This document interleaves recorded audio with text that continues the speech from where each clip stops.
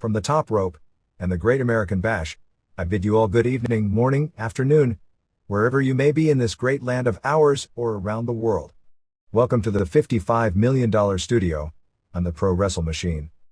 Whether you're a longtime fan reliving these monumental events or a newcomer eager to understand wrestling's rich history, you're in the right place.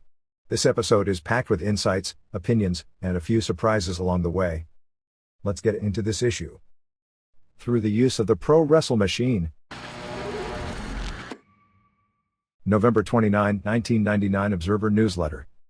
Steve Austin's Career in Doubt, WCW Mayhem Review. By Dave Meltzer. As mentioned last week, the future of Steve Austin as an in-ring performer is in serious doubt after getting results of tests on his neck, originally injured in the August 3, 1997 Meadowlands match against Owen Hart. Austin is suffering from a combination of problems that will keep him out of the ring at least for the short term. In the last few weeks he wrestled, he was alarmed as he was suffering both tingling and numbness in his arms, fingers and shoulders. The WWF, after getting reports from his first examination on November 5, began making new plans for the next several months based on the idea that Austin won't be able to wrestle in the foreseeable future. The planned main storyline had Austin and Rock as the key players. That plan, as it regarded the recently completed Survivor Series to the Royal Rumble, was to build to a WrestleMania showdown with Austin, as a heel champ, defending and losing the title against The Rock to give Rock the needed push for the company to rely on him as the top star. When the results came in, the plans changed, including the quick attempt to push Big Show back to the main event level. Apparently the decision came down to giving the title to Show or Kane, and Show got the nod, probably because of the need to justify his higher contract, and more emphasis on Vince McMahon on television. According to the tests, including an MRI, the results of which came to Austin and the WWF on November 5, Austin is suffering from stenosis, a narrowing of the spinal column, which has started squeezing the spinal cord. It's a similar condition that Michael Irvin of the Dallas Cowboys suffers from. There is a possibility he was born with the problem, but it got more serious younger in life because of all the bumps he took in wrestling, and there is a possibility the bumps were the major factor and caused it. He also suffers from recurring disc problems which date back to the Hart accident.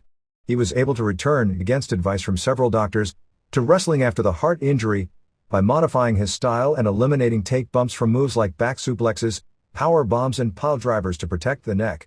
The stenosis is a separate problem which even taking flat back pro wrestling bumps aggravates. The early reports that came after the November 5 tests indicated because of the latter problem, his pro wrestling future was very much in jeopardy.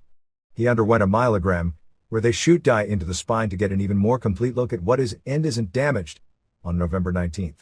He was scheduled to have the results read not only by his own doctor in San Antonio, but get a second opinion by Dr. Joseph Torg in Philadelphia, considered the leading neck specialist in the country, who is familiar with Austin because he treated him for his 1997 problem. Indications are that the myelogram tests were evaluated and the results were not good regarding him returning to action. Austin's long-term future due to knee and neck problems was always somewhat in question. Since the Hart injury, Austin had always talked of a finite timeline as an active pro wrestler. Once, when he met Bill Goldberg, and Goldberg talked with him about doing a big match in a few years, Austin told Goldberg that he didn't know if he would last that long. Even though Austin turns 35 next month, he talked about figuring his body would hold up for maybe a few more years, and had already slightly cut back on his schedule after the Hart accident, to where he didn't work house shows booked in smaller markets most of the time. Even before the neck problems worsened, the plan was for Austin to appear as the top star in the company through WrestleMania, at which point he'd drop the title to Rock, and then remain involved as a WWF character but cut back on his in-ring schedule and explore the various acting offers that have come his way. There is considerable demand for Austin since the first of his episodes on Nash Bridges last season added nearly 2 full ratings points to the show's average and placed the show higher in the Nielsen primetime ratings standings than any show in the history of the series. His second appearance, despite a lot of media reports to the contrary, only had a minimal effect on the show's ratings, raising it 0.2 of a point above its usual average. CBS has expressed interest in doing a spin-off series based on the character with Austin playing the lead role of Jake Cage, a renegade police officer. In addition, the WWF itself has also talked of producing its own television series with Austin in a leading role. It is the general feeling that in today's environment, the out of sight, out of mind when it comes to a wrestling character has probably never been stronger. In addition, the competition for ratings isn't going to ease up. For that reason, even if Austin didn't continue to wrestle house shows, or even wrestle at all, he'd remain a key part of the WWF's television storylines. similar to Vince McMahon, who rarely actually wrestles. Besides, Austin is under a long-term contract to the WWF at the highest dollar figure guaranteed of any performer in company history. Like with Shawn Michaels, if his career ends with an injury, the company is obligated to pay him, although every contract is different and there may be out clauses in the event of long-term injury or lowering the guarantee in that case. So it is in their best interest to get some star power value from him while he's under a big money deal. This may create a scenario similar to problems WCW faced in recent years, as most of the top television stars, Vince, Shane and Stephanie McMahon, Austin, Mick Foley, who is going to greatly slow down his schedule in 2000 due to all his injuries, and perhaps Deborah, if they give her character a new television role, would all be characters that wouldn't be working the house shows. There was some talk early in the week after results of the second battery of tests came in that they may move him into a color commentary position to keep his face on television and work one-punch angles into the show to keep his celebrity status strong. Austin and the WWF received word on November 5th based on bad test results that he wasn't going to be able to work Survivor Series, although that was never released publicly, and he was continued to be advertised and they continued to do angles to build to his being part of the three-way main event. Based on where the storyline was supposed to be going, Hunter Hearst Helmsley was scheduled to win this match when Austin tried to hit Helmsley with a chair or another foreign object. He sidestepped and Austin hit Rock. Basically the same finish as Rock, costing Austin the title at the No Mercy pay-per-view show. With Austin out, the entire plans for WrestleMania, which were for Austin to finally beat Helmsley for the title at Royal Rumble to set up the singles match with Rock, were thrown out the window due to the belief Austin won't be a part of the in-ring build-up. The Big Show was given the title instead, probably so fans wouldn't be so upset about the blatant bait-and-switch advertising by seeing a surprise title change, and also because the company was desperate to create a top name immediately to help fill at least some of the void created by Austin being at least out of the ring, even though due to the ratings wars, he'll probably be on television in some form sooner than later. It appears the plans, which change on a moment's notice, would be for Show to retain the title through Rumble, where he'd lose it to Triple H and Rock would win the Rumble, or do some sort of a swerve where people would expect it. They'd swerve but he'd end up with the title shot, to set up Rock's title win on the Big Show. Logic in leaving a carrot to dangle the fans would make sense at this point to avoid Rock versus Triple H in singles matches for the next few months to keep the matchup fresh, and also to avoid Rock getting any kind of a short-term title win before Mania. Whether that will materialize in the panic-driven booking of today is another story. When Austin's career was in jeopardy in late 1997 after the heart injury, he appeared on nearly every television show, and actually the show was built around weekly challenges to Austin, with gimmicks put in place to where he never actually wrestled. It became almost a weekly joke of how the company would set up an Austin match for the television main event and book there was out of it, during a period when Austin was unquestionably its top ratings draw and it was losing in the ratings. He'll probably be booked in a similar manner upon his return, where he may even get involved in physical altercations, but they'd be kept short and he would take few if any bumps.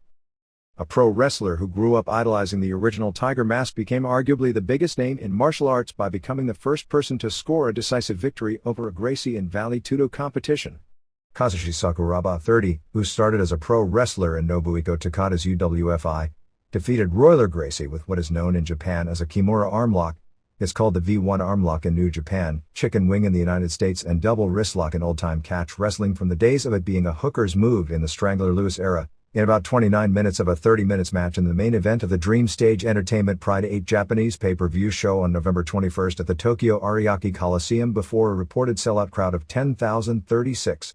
The move is basically an entangled armlock, named after Masahiko Kimura, a former world judo champion and later a pioneer Japanese pro wrestler who had legendary matches against the likes of Royler's father Elio, beating him clean in a stadium show in Rio de Janeiro, Brazil with the same move in 12 minutes on October 23, 1951 in a similar situation as Kimura had about a 50-pound weight advantage in the match, and later a pro wrestling match with Rikidozan, where Rikidozan double-crossed him and beat the hell out of him, making his legend by doing so. The sellout A first for DSE indicates the group is finally recognized at least in Japan, as the premier Vale Tudo promotion in the world, as the UFC Japan show 1 week earlier didn't draw well.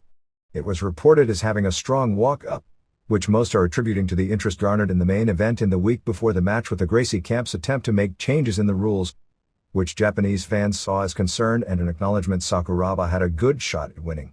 In reality, Sakuraba had little shot at losing, and the game was whether or not Gracie would be able to survive the time limit for the draw.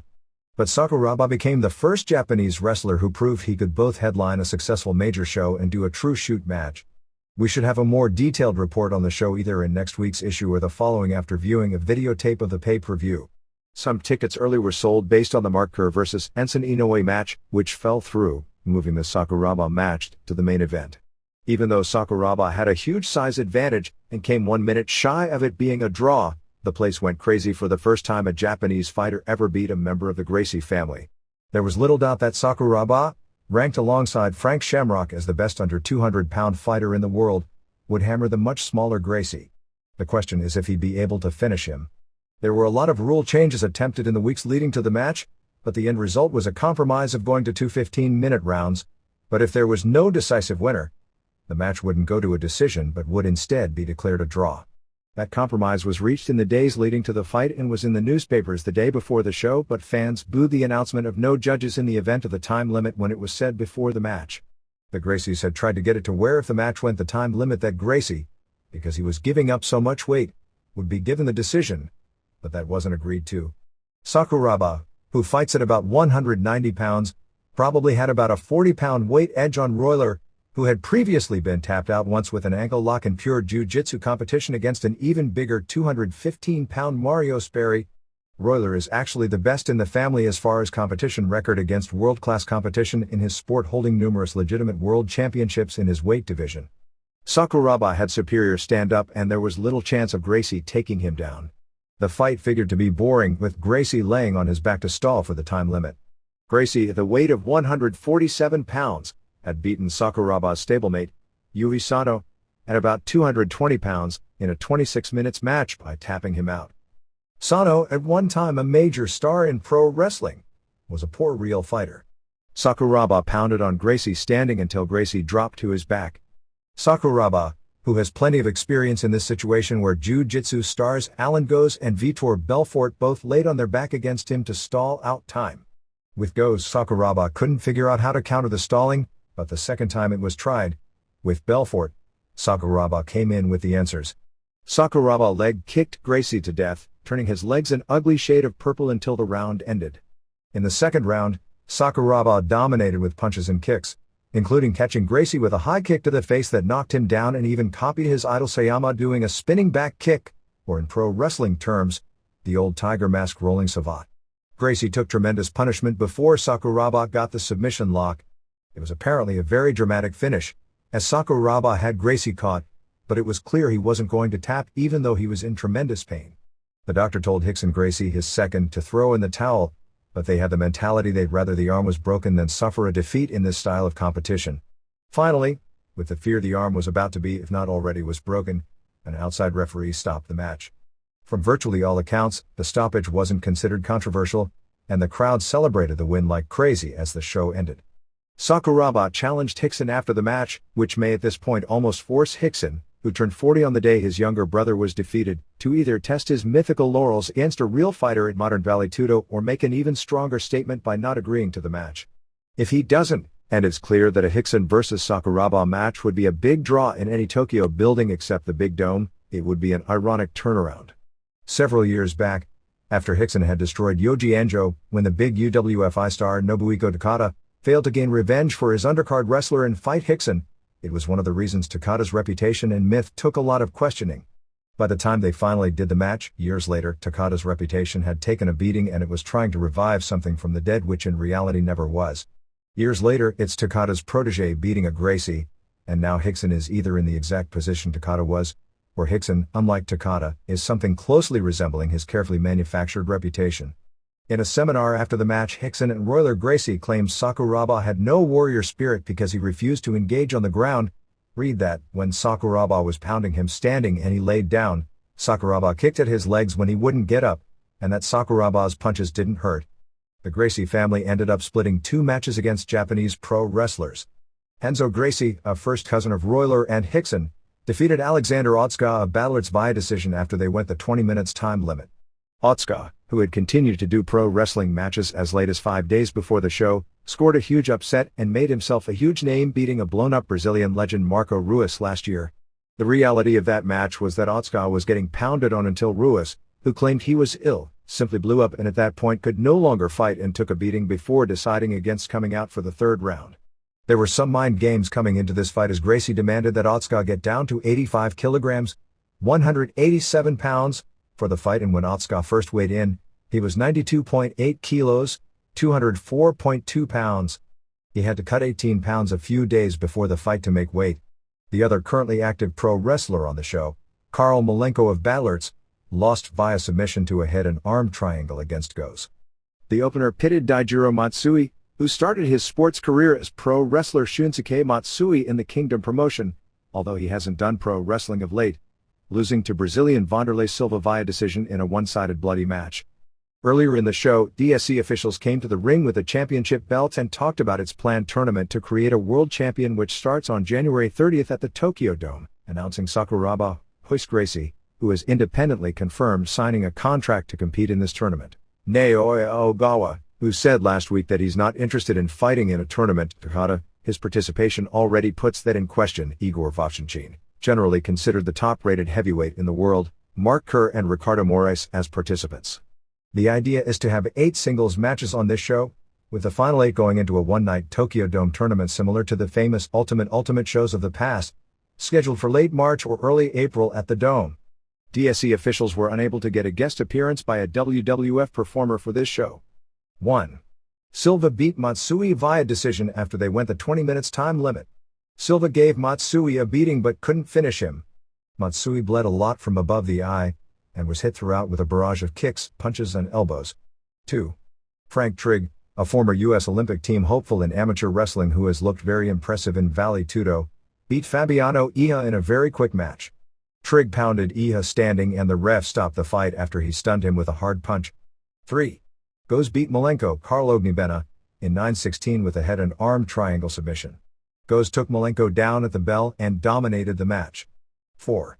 Mark Coleman beat Ricardo Moraes in what was described as a boring 20 minutes decision.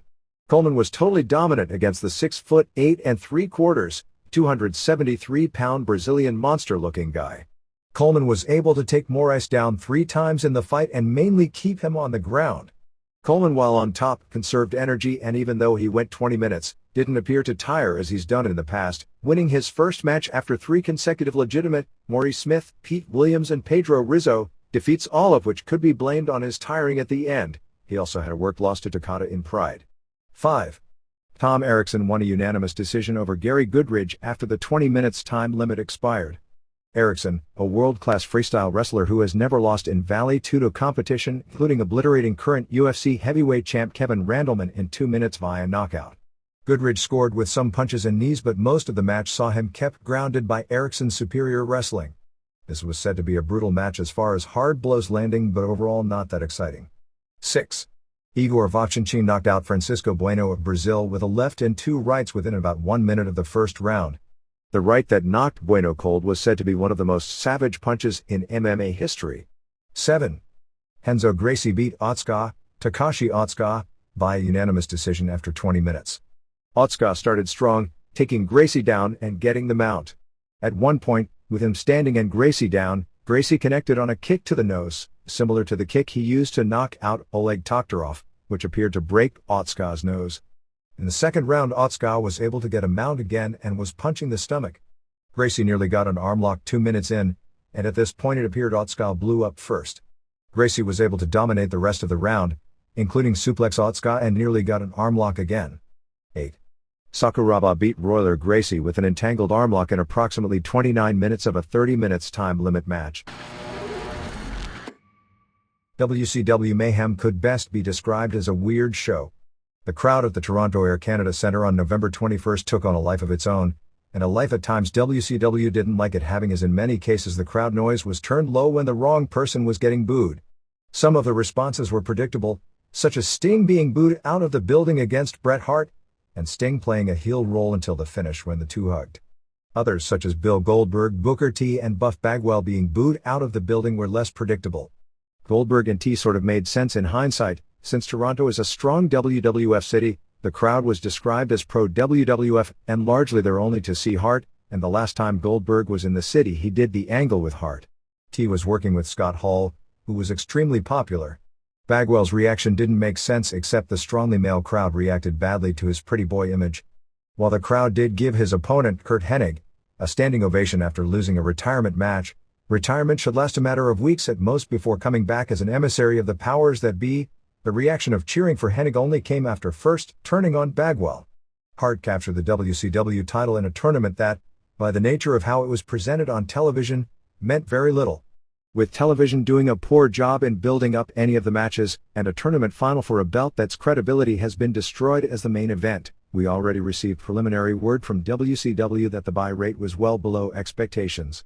As a live event, the show drew 13,839 fans, roughly 2,200 shy of capacity, with 12,119 paying $461,540, which equals $313,847 in US dollars. The first time WCW went into Toronto, the building sold out in 15 minutes, and the second show, pay-per-view show where the general buzz was that Hart would end up with the title, failed to sell out at all. Some of this also had to do with counter-booking by the WWF, which is far more deeply entrenched throughout Canada, let alone Toronto where WWF Canada is headquartered, booking the Skydome the night before for a house show, which drew 18,624 paying $580,941. The story was mainly the crowd. Like with the first Nitro in Toronto, they were hot. Unlike the first Nitro, they didn't stay that way. Chris Benoit and Jeff Jarrett had a hot opener, but the Vince Russo theory that work rate and match quality mean nothing in today's wrestling exploded in his face in the second match. Evan Karagi's, probably due to nerves from appearing on pay-per-view for the first time and getting a title he's nowhere near ready for, blew so many spots in his match with Disco Inferno that he and the match in general was booed out of the building. And the live crowd wasn't treated to Tony Maranera, who was nowhere near ready to be put on commentary for an entire match with his overdone Brooklyn Italian accent like an actor in a junior high play. The crowd seemed to enjoy Norman Smiley versus Brian Knobbs, but didn't enjoy seeing Tori Wilson wrestle as much as they would just seeing her flash. Bagwell versus Hennig was a bad match. Hart versus Sting wasn't good, but the crowd enjoyed seeing Hart and the finish was strong. Vampiro versus Berlin was an atrocity, and Luger versus Mang was no better. Hall versus T saw T seemingly off at the heel reaction and miss a lot of spots which hurt the match. If Vampiro versus Berlin was an atrocity, David Flair versus Kimberly were war crimes. Goldberg versus Sid, because of the submission stipulation, didn't get over. And Hart versus Benoit, while a good match which could have been a great match without all the interference distracting fans from the match itself and making it seem secondary, still was not nearly as good as their match in Kansas City. 1. Benoit pinned Jarrett in 9:27 in the first tournament semifinal. It was explained that this was the opener because the PTB wanted Jarrett rested for the finals. This was a hard-working sprint in front of a hot crowd. Benoit used moves like a tornado DDT and superplex off the top rope in the opening minutes, and got a near fall with a triple German suplex. The crowd was hot until Creative Control came out, which actually killed the heat. Benoit did a diving headbutt but Ron Harris interfered to break up the pin, and attacked Benoit outside. Jarrett used the reverse Russian leg sweep but Dustin Rhodes, with a bald head, I guess to look like a third Harris twin, made the save. In the melee, Benoit cracked Jarrett with a guitar for the pin. Creative Control and Jarrett all attacked Benoit after the match to soften him up until security ran in. Jarrett bled from the guitar shot. 3.5 stars. Before the next match started, Jarrett beat up Disco Inferno until Conan and the Misfits broke it up. 2. Evan Karagi's won the WCW Cruiserweight title from Disco Inferno, Len Gilberti, in 8 minutes. Medusa came out with Karagi's. Tony Maranera was announcing and boy was he bad. They were missing spot after spot and the fans turned on the match. Between Medusa looking like an aging movie star who lives at the plastic surgeon's, Karagi's nervousness and Maranera, it was like Disco was trying to carry an anchor tied to Yokozuna, and he was, in fact, swimming with the fishes here. Fans were chanting boring heavily. Disco was trying to pick up on Medusa and she gave him a weak slap. Maranera tried to hit on Medusa but Karagi's went after him. Disco went to hit Karagi's with a chair but hit Maranera. Karagi's used a springboard crossbody and Disco acted like he was going to roll through, but didn't, and it ended up being what appeared to be a miscommunication screwed up pin. Evans started making out with his mom after the match. -1 star. 3. Norman Smiley pinned Brian Knobbs, Ryan Yandrasovitz, to win the vacant WCW Hardcore title in 7:27. Smiley came out dressed as the goalkeeper for the Toronto Maple Leafs, immediately making him the face. He did his screaming crying routine after Knobbs removed his mask and began pounding on him with a garbage can. Smiley came back with garbage can shots of his own. The fans booed a really terrible garbage can shot by Smiley, but he made a second shot hard enough that the fans were back into it. Knobs nearly killed him with one garbage can shot. They went backstage with more broom and garbage can shots. It was the basic backstage hardcore match until they wound up brawling in an elevator and the door closed. For some reason I thought that was hilarious. Jimmy Hart pushed the elevator button and the door opened, and he went to hit Smiley with a garbage can but hit Knobs instead, and Smiley pinned him. After the match, Knobs attacked both Smiley and Hart. Smiley threw both into the most lethal-looking loaves of hamburger buns ever made in the city of Toronto. 2 stars. 4. Perry Saturn, Perry Sotelo and Dean Malenko, Dean Simon, and Asya Christy Wolf, beat Eddie Guerrero and Billy Kidman, Peter Gruner, and Tori Wilson in an elimination match in 10:55. Someone sent me a copy of Christy Wolf's high school yearbook, and in her senior year she won Most Masculine. They are trying to give Saturn this comedic personality where everything out of his mouth is nonsense, your classic goof in a TV ensemble comedy, you know, Cliff Clavin on Cheers. It's pretty funny. A planted fan dressed as a clown poked Malenko with a flagpole. They gave away it was a plant by focusing on the fan running away instead of ignoring it and showing the match. They came back to it later in the show, although it did nothing positive for the show to do so. Tori Wilson faked an ankle injury as the excuse for her not doing anything. Malenko pinned Kidman in 2:56 after Guerrero accidentally shoved Kidman backwards into Malenko's schoolboy. Kidman and Guerrero argued after the match and were shoving each other. This is like 4 months too early for a breakup of the FAs. Conan also walked out, although nothing was ever explained about that one. Fans popped for Asya giving Guerrero a vertical suplex. Guerrero pinned Malenko in 5:03 after a Hurricane Rana. Guerrero then pinned Asya in 6:28 after a frog splash. The sound guy accidentally played the FA music to make people think it was a mistake, but at the end they were going over. This left Guerrero versus Saturn for several minutes and they were very good. Guerrero hit Saturn with a dropkick off of a springboard crossbody attempt. Guerrero got a near fall with a tornado DDT and Saturn gave a near fall with the Death Valley driver. Saturn missed an elbow off the top and Guerrero hit a sloppy Hurricane Rana. Guerrero came off the top with a splash, but Saturn rolled through and got the rings of Saturn for the submission in 10:17. This left Saturn versus Wilson. Wilson gave Saturn a low blow but he kicked out. Saturn then gave Wilson a low blow and she didn't kick out. 2.5 stars. Jarrett and Control beat up Bagwell, and then beat up Hennig, which really makes no logical sense if you think about the purpose of it. 5. Buff Bagwell, Marcus Bagwell, pinned Kurt Hennig in 7:47. With Control and Jarrett beating on Hennig in the ring, Bagwell made the save with a 2x4. Very little heat. Heenan made his lone funny comment of the show, saying that pro wrestling was Hennig's life, but if Bagwell lost, he could always go back to being a male dancer. Fans started boring chants, I guess not realizing the incredible suspense that was involved in the end of a man's career. Hennig went into lengthy sleeper spots which didn't work on Bagwell, but apparently did work on the audience.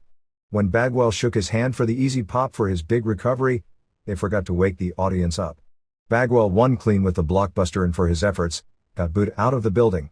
Hennig got a huge ovation, I guess for stinking the place out in his supposed final match of his career. 1/4 star.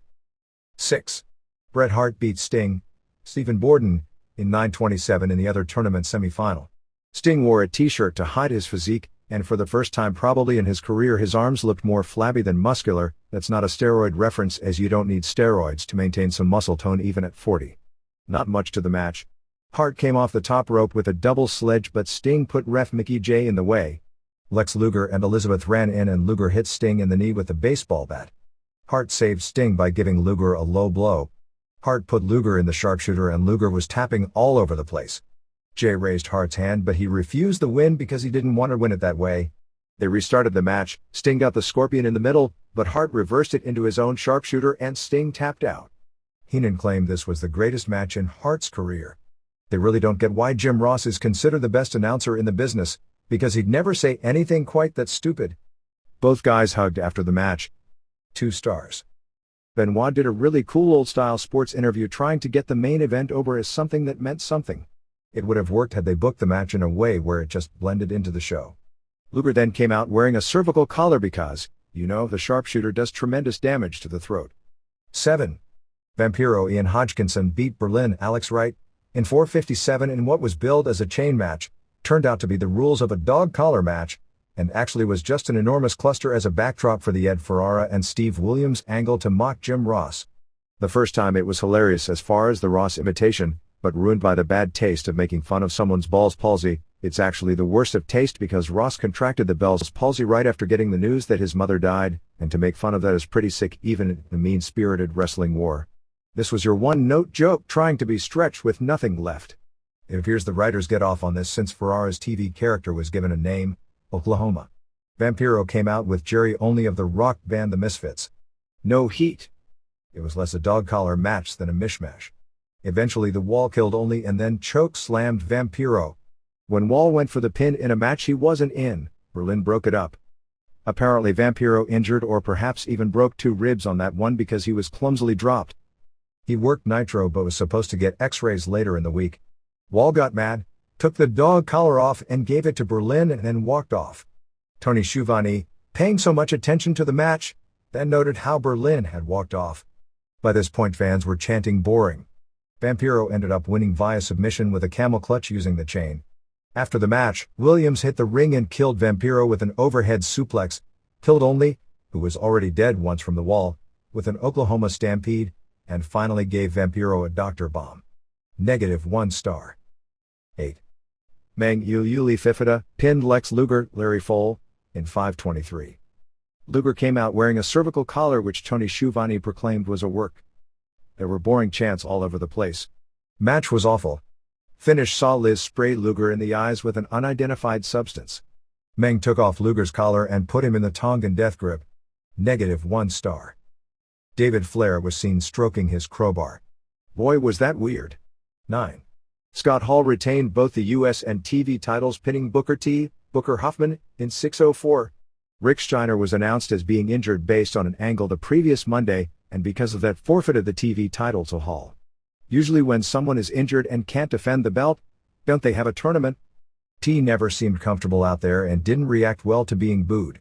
He messed up his side kick after the breakdance spot. Creative Control ran in and distracted T, leading to Hall getting a win with the outsider's edge. After the match, Jarrett and Control were destroying T when the lights went out. When they came back on, midnight and T cleaned house.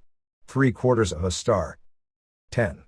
David Flair went to a non-decision with Kimberly Falkenberg, in a match that never really took place. This match/angle/atrocity was living proof that at least a semblance of wrestling ability is needed when you are inside the ring to entertain the audience. Kimberly threw a low blow. Flair didn't sell it as he had a protective cup on. Flair decked Nick Patrick and threatened Kimberly. Fans were hating this. Kimberly was on her knees threatening or promising David, which distracted him just long enough so she could pull his cup out and give him a low blow and put the cup in his mouth. He recovered. Kenyon showed up and was laying out Flair until Flair came back and nailed him with the tire iron. DDP ran in and put the diamond cutter on Flair and was limping around to sell his injury, then took the tire iron and was about to kill Flair with it. Arn Anderson ran in and took the tire iron and hovered over Flair. Flair got up and turned on Anderson and laid him out with a 2x4, ending with Anderson doing a stretcher job. Judging from the crowd reaction, literally nobody bought the stretcher job. Everyone left the ring and the entire crowd started booing heavily. -2 stars. 11.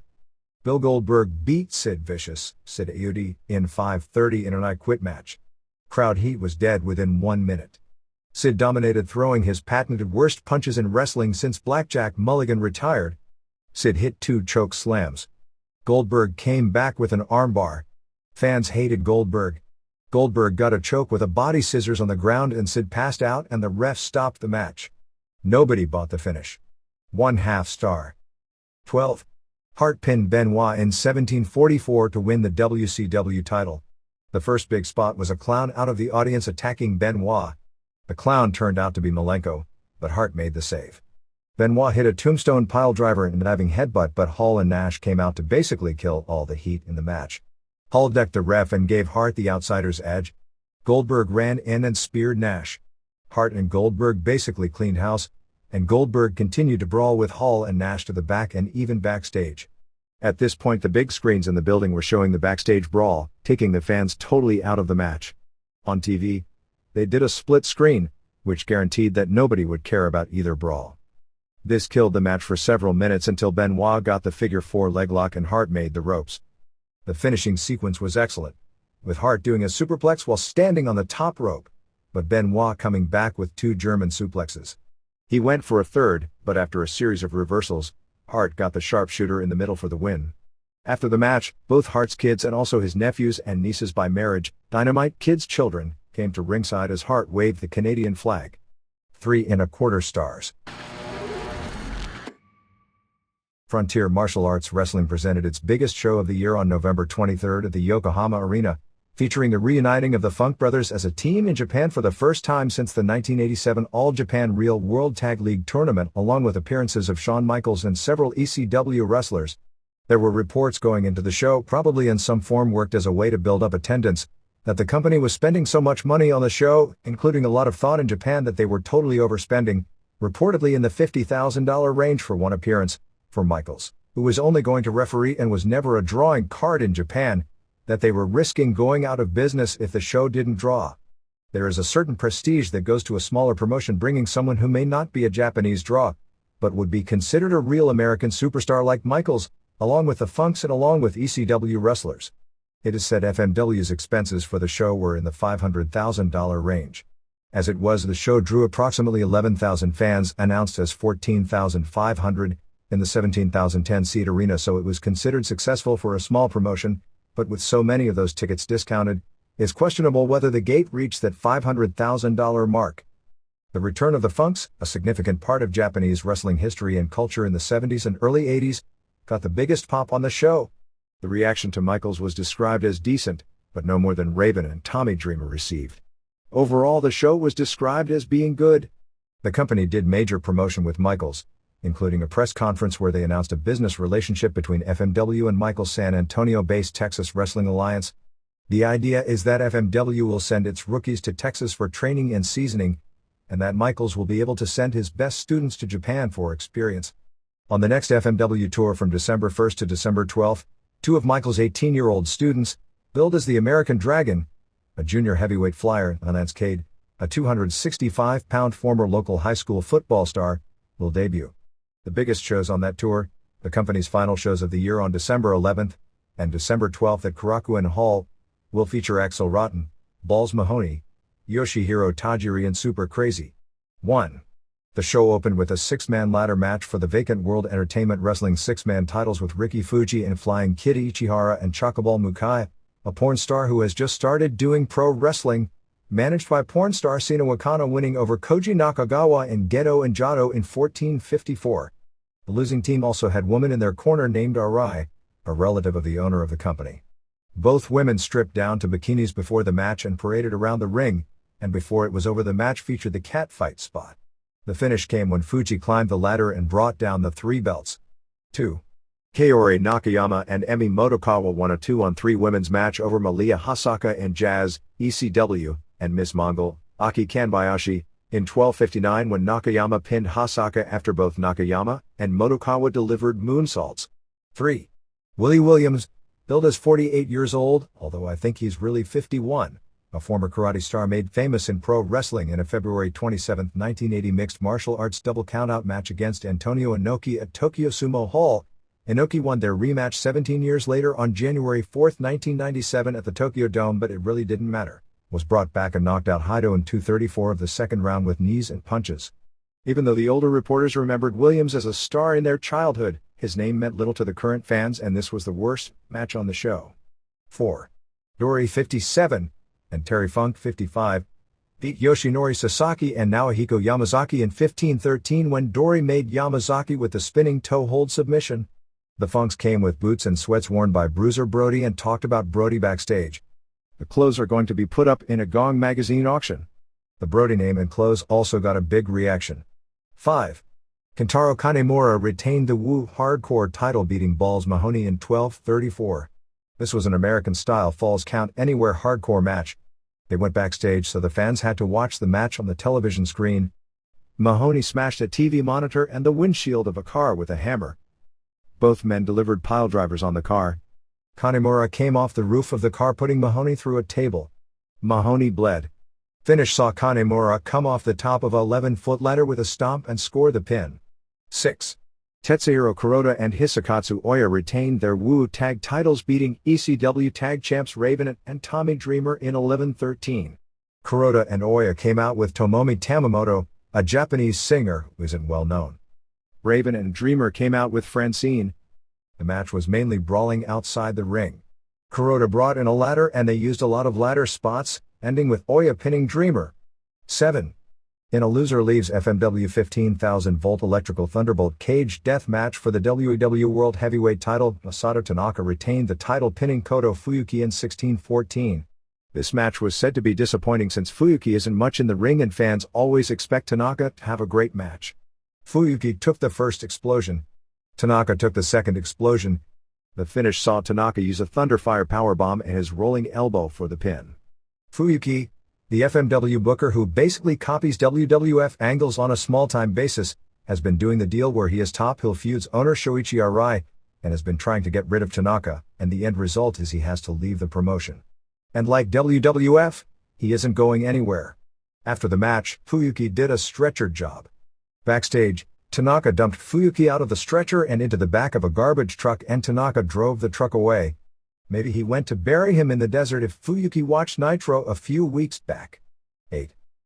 The original Hayabusa pinned the fake Hayabusa, Mr. Ganasuke, in 1821 with Michaels as referee. Fake Hayabusa hit Michaels right away, but it was a no DQ match. This was said to have been the best match on the show, and Michaels did a great job as ref moving around the ring. Fake Hayabusa hit Michaels again. Michaels got up and tried to unmask him, but H stopped him. Michaels also threw a superkick at Fake Hayabusa. Fake Hayabusa eventually voluntarily took off his mask, which caused the crowd to pop and chant Ganasuke at him. The bout got really good at this point with all kinds of near falls. Fake Hayabusa got several near falls with power bombs, including a Thunderfire power bomb, which means more in FMW because it's Onita's move and is the finisher most associated with the company. H finally got the pin using his Falcon Arrow Press, a top rope backwards flipping move Blitzkrieg does in WCW. Michaels after the match got both men to shake hands, and the show ended looking like both men would eventually form a tag team. The gap closed back on November 22nd, with Nitro having what would generally be considered the superior show, and was actually almost competitive, less than a full point differential, leaving WWF with its lowest segment rating in months, and it was in all places in the main event time slot. For the night, Raw did a 5.51 rating, 5.51 first hour, 5.51 seconds hour, and an 8.3 share. Nitro did a 3.41 rating, 3.70 first hour, 3.19 seconds hour, 3.36 third hour, and a 5.0 share. Over the head-to-head 2 hours and 6 minutes, Raw's 5.51 beat out Nitro's 3.24.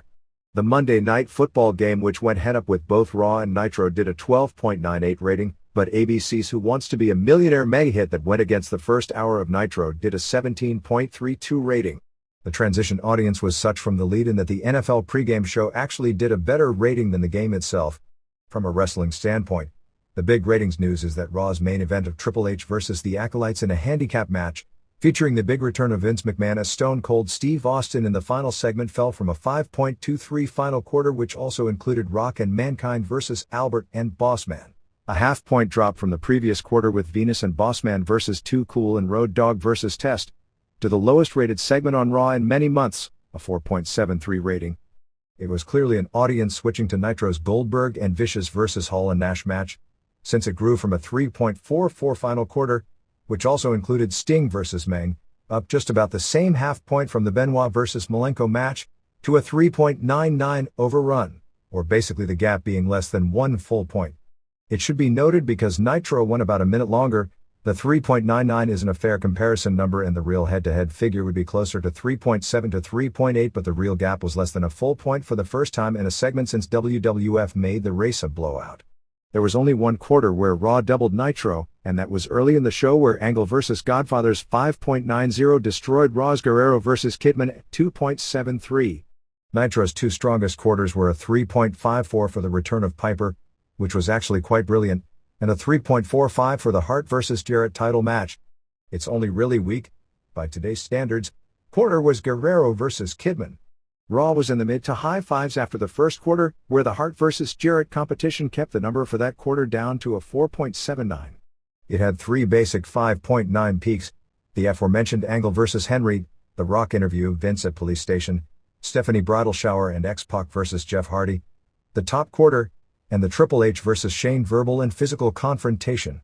Its only down period were the ones involving its heavy hitters, Rock and Sock vs. Bossman and Albert, and the main event with Triple H.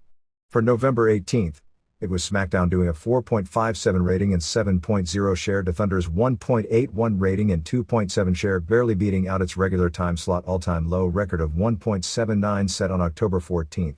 The all-time low for the final primetime show before a pay-per-view, since many of the matches and stiffs weren't announced until this show, indicated waiting so long to announce the stipulations wasn't a good idea. The total Thursday night combined viewership was down to roughly 9 million. For the weekend of November 20th to 21st, Livewire did a 1.5, Superstars a 1.4, both well below usual, and Sunday Night Heat did a relatively strong 3.66 rating. WCW Saturday Night also did a 1.5. There should be something noted about those various ratings. On TBS on November 20th, between 9 a.m. and 11 p.m., there was nothing on the station that did below a 2.0 rating, and that was Mighty Ducks Movie that aired at 9 a.m., except WCW Saturday Night. For USA on November 20th, that same 1.5 rating represented the second highest rated show of the day on the network. For USA, of course, Heat was the highest rated show of the day, but Superstars was actually the third highest rated show on the station for that day. The 5-night A&E body slamming series with 5 biographies and a replay of the unreal story of pro wrestling 2-hour special overall had to be considered as neither a success nor failure. The 1.56 composite rating for the 5 specials in their East Coast 8 p.m. run for the week was basically the same, 1.6 average, as A&E bios typically do, and this being sweeps, with more advertising behind the 5 nights than usual. The fact it wasn't up may even be a slight disappointment. It was something of a surprise the order the 5 shows came in for composite ratings. The Andre the Giant show on Friday, which went head-to-head with ECW on its first run, and was a rerun that has aired at least 4 times previously and was one of the highest-rated bios in the network's history on its first run, did a 3.34 composite, 1.63 first show, 1.71 second show. The Mick Foley show on Wednesday came in second with a 3.23 composite rating, 1.75 first show, 1.48 second show. The Owen Hart special, by far the best show of the 5, did a 3.10, 1.65 first show, 1.45 second show. Steve Austin did a 2.61, 1.55 first show, 1.06 second show, and Jesse Ventura came in last with a 2.43, 1.20 first show, 1.23 second show. The first Ventura show was no doubt hurt badly by going head-up with both SmackDown and Thunder, but the second airing has no such excuse. Ditto the first Austin show's rating can be explained by the competition of the first hour of Nitro, but the second show aired well after Raw, Nitro and even football were off the year, so it played no factor. By all logic, the second Austin show should have been the highest rated of the 5, not the lowest, and the A&E Law and Order second airing of a show that preceded the second airing of the Austin special doubled the ratings of the Austin special. A&E also replayed its Unreal History of Pro Wrestling special, which also did tremendous numbers, 2.8 its first time out, from 9 to 11 p.m. on Thursday after the Ventura special, and it did in 0.99 rating, the first hour also going against SmackDown and Thunder. Second hour unopposed, well down from the 1.5 that A&E averages on Thursdays in that time slot. The ECW on November 19th did in 0.95 rating and 1.6 share, while the Roller Jam that followed did in 0.57 rating, both up 0.01 from the previous week.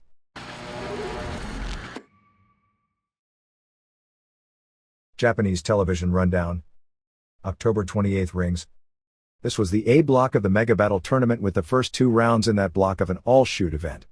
One thing that should be noted when comparing this to typical rings, besides the obvious that the matches aren't worked, is that they changed Heat rules and allowed the fighters to wear grappling gloves, and gloved fighters, and not all wore gloves, were allowed to punch to the face.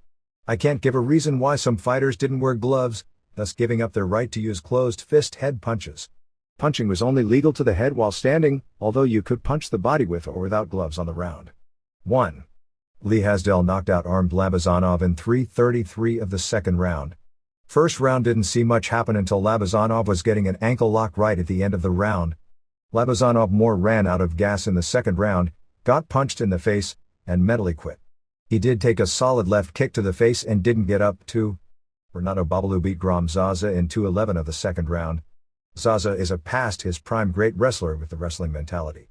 He was able to out-wrestle Babalu in the fifth round, and kept going for his one-angle submission, but Babalu was able to escape. In the second round, Babalu threw 2 hard punches to the shoulder and immediately seized a wrist lock for the tap. 3. Yuri Kochekin beat Alistair Overeem via decision after 2 rounds. Unlike the previous 2 matches, this was mostly standing.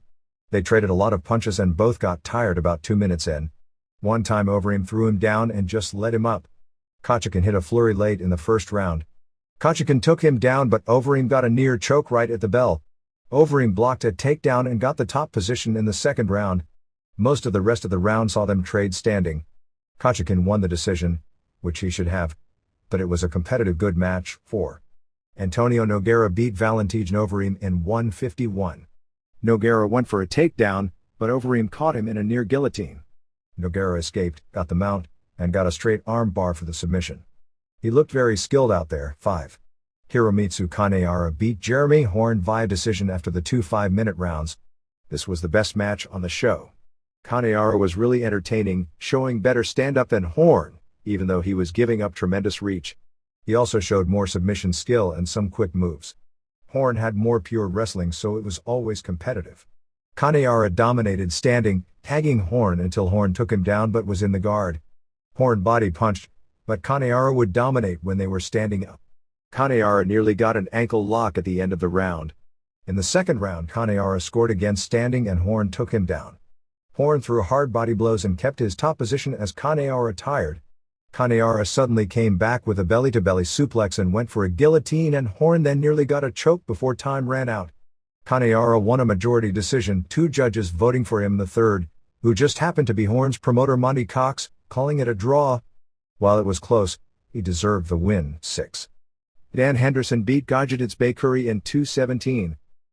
Both were top-flight wrestlers, with Baykuri having a 36-pound weight edge on the former U.S. Olympic team member. Baykuri had no stand-up, so Henderson pretty calmly got thrown around by the bigger guy, but was never hurt. He then started dominating him with punches before throwing a knee to the belly.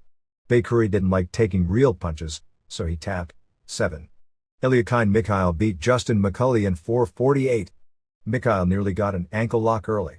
Mikhail is a 5'5", 200-pound guy who is almost fearless against bigger guys, even though his lack of reach and stand-up skill makes him vulnerable. McCulley was better standing, but it wasn't a factor. Mikhail kept the match on the ground, where he was dominant, before getting the tap from an ankle lock. 8. Brad Kohler beat Yoshihisa Yamamoto in 1:57. Kohler got a huge pop, but it really wasn't for him coming out. They played Iron Man and everyone saw Road Warrior Animal, who was in Kohler's corner and went nuts. Kohler is a short human tank with good wrestling and a ridiculously hard punch when he connects. He took Yamamoto over in a belly-to-belly and pounded him with hard body punches that I believe broke a rib. Kohler went for his big punch to the head that looked to have nearly killed Steve Judson at the previous UFC. He wound up with a lingering headache and compound fracture of the jaw. He threw it with so much force that when Yamamoto moved and it didn't connect, he tumbled down forward and Yamamoto got his back. It could have been dangerous, but Kohler made a quick reversal, threw some hard body blows and then, while still in Yamamoto's guard, basically gave him a neck crank for the tap out. 9. Babalu beat Hasdell via decision after 2 rounds.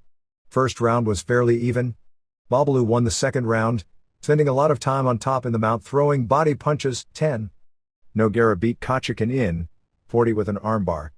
Nogueira just got the move when the ref stopped it. Kochekin seemed a little surprised since he didn't tap, but didn't argue the call either. 11. Henderson beat Kanehara via decision after 2 rounds. Kanehara ended up having the 2 best matches on the show. This ended up being very different than one would expect, being that Henderson is primarily a very good wrestler and Kanehara has a lot of kickboxing training. Kanehara appeared to be tired since he had a much tougher first round match. Henderson pounded on Kanehara with punches standing, which was the last time you'd expect. Henderson got a yellow card for throwing a punch when Kanehara was on his knees. Kanehara wound up with a swollen face and bloody nose. Henderson tried a wrist lock, but couldn't get it, and actually let him up and beat on him standing some more. In the second round, Both were tired. Henderson was able to out-wrestle Kanehara, who was still the more tired. On their feet this time, Kanehara tagged Henderson with a few shots before Henderson took him down. The judging was really weird here. Kanehara was only slightly more competitive in this fight than reading this description would indicate and clearly lost the fight. Nevertheless, 2 judges ruled it a draw and the third gave it to Henderson. Normally, that would be a majority draw. Because of the tournament needing someone to advance, Henderson won the decision. Kanehara complained about that ruling. 12. Mikhail beat Kohler in 2:16 with an armbar. After Kohler's strong showing and with Mikhail being a rings regular and better known in Japan, the fans were really into Mikhail, chanting his name. Kohler showboated standing, feeling real confident, particularly since Mikhail isn't much stand-up wise and the crowd was into him as a monster heel. Kohler didn't connect on his big punch, then went to shoot, but Mikhail sprawled. Kohler immediately reversed him. Mikhail from the bottom got an armbar, almost identical to the one Frank Shamrock got on Kevin Jackson in the UFC 2 years ago, and Kohler tapped. October 30th, New Japan. This was the rest of the October 11th Tokyo Dome show. 1. Kazuyuki Fujita beat Justin McCulley in 2:36. McCulley did the UFC fighter gimmick, and he's done some of that, and it was funny to see a guy on New Japan TV 2 days after being on Rings TV, but the psychology didn't work here because McCulley looks to be 200 tops and isn't exactly svelte while Fujita is a blown-up nearly 250-pounder. McCulley did the right things to get some reaction, and still work it like a shoot and have it not look bad, but he was too small for the role against such a powerhouse. There was a pop for Fujita power bombing out of an armbar. Fujita quickly won with an ankle lock. Dud. 2. Tatsumi Fujinami and Shiro Koshinaka beat Osamu Kido and Takashi Iizuka in 9:31. This was the popcorn match at a live dome show. It was your basic solid not too exciting match. Actually, Iizuka is one of the most underrated workers around and looked good here. He's New Japan's equivalent to Brad Armstrong. Finish saw Koshinaka pin him after a power bomb. 1 stars. The next segment was giving some airtime to some of the company's younger wrestlers. They showed clips of the 2-match card on October 10th from Korakuen Hall, which featured 3 debuts. Wataru Inoue beat Katsuyori Shibata in both men's first pro singles match. They did work a battle royal a few months back. They were both solid. It was typical Japanese rookie style where you're only allowed to do basic stuff so you get good at it, so when you start adding the flash, you've already got the fundamentals for a good match. It's a different philosophy, but generally speaking, their percentage of good wrestlers created is probably the best ratio of any training system in the world. The other match was Shinya Makabe, who has been around for a few years, beating Hiroshi Tanahashi. Based on the crowd heat and intensity, this appeared to be a hell of a match. Makabe was carrying him and looked real good in doing so. They next aired a segment showing Yutaka Yoshi from Europe where he's gone to basically get him away so they can bring him back with a new look and start pushing him. 3. Tatsuhiro Takaiwa and Shinjiro Otani retained the IWGP Junior Tag titles, beating Koji Kanemoto and Minoru Tanaka in 1832. Absolutely fantastic match. All action with everyone looking great and Kanemoto looking like the best worker in the business. It was Tanaka and Kanemoto's first time as a team and they've got awesome chemistry and timing. New Japan needs to get more dates on Tanaka and make them a regular team challenging for the belts because they've got the potential to be one of the greatest tag teams ever. Tanaka's mat work is almost Tamura quality. One of the coolest moves was him quickly in one motion going from a Northern Lights suplex into an armbar. All the near falls went back and forth. At one point, Kanemoto held an ankle lock on Otani while Tanaka had Takaiwa in a triangle choke. Takaiwa powered out of the move and dropped Tanaka with a Death Valley bomb to break free and make the save. Kanemoto used a moonsault, a Frankensteiner off the top and a tiger suplex for various near falls. Otani and Kanemoto were slapping the hell out of each other. Finish saw Tanaka miss a pescado and Otani went to work with a springboard dropkick for a near fall, a missile dropkick while Takaiwa held him, and Takaiwa followed holding on and delivering his triple bomb. Finally Otani used the spider, spinning power bomb for the pin. Maybe the best junior heavyweight style match this year, and the Dome show was awfully good overall, with 5 3-stars or better matches on a 10-match show. 4 3/4 stars. October 31st All Japan. 1. Vader pinned Misawa in 12-12 to capture the Triple Crown. An amazingly well put together match. It was that Misawa slow style where every move is sold to the hilt and means something in the build. What was amazing is they got the fans into the match 3 minutes in when fans expect long Triple Crown title matches. Misawa backstage looked like he was in pain at every step he took and then went out here and delivered again. To get the crowd into it from the beginning, Vader delivered 3 release German suplexes with Misawa taking his high-angle bumps, a splash to the back and a splash off the middle rope for a near fall. Misawa came back with 2 German suplexes of his own, followed by a missile dropkick and Vader rolled to the floor. Misawa delivered an elbow plancha off the top rope to the floor, a rolling block off the apron and then went for his elbow suicida, but Vader stuck his big foot up and Misawa toped right into it. Vader came back with a powerbomb on the floor and a brainbuster for a near fall. Misawa came back with a back suplex and the elbows, before hitting a tiger driver for a near fall. Misawa went for a crossbody off the top, but Vader caught him in a power slam. Vader did a sitting splash, followed by a second, and a regular full body splash for a near fall, followed by a high choke slam for another near fall. Vader then literally killed Misawa coming off the ropes with a punch before hitting the power bomb with a folding press for the win. This was Vader's beat match in Japan this year. 4¼ stars. 2. Kobashi and Akiyama retained their double tag team titles, beating Takayama and Omori in 14:54. They started this out with a sprint and it was an amazing match. Takayama and Omori are like the opposite of X-Pac in the WWF in that they are the worst tag team I've ever seen to have consistently great matches, which says something about their opposition, except Johnny Ace and Mike Burton of course. Kobashi was the most fired up he's been in a long time. Somehow Takayama, who makes Van Hammer look like a great worker, looked great here, only exposing himself near the finish. At this point he threw some horrible punches on Akiyama and the crowd saw it. But he followed it up with probably the greatest knee lift I've ever seen on Kobashi, killing the poor guy but getting the crowd back in. He even threw a perfect dropkick.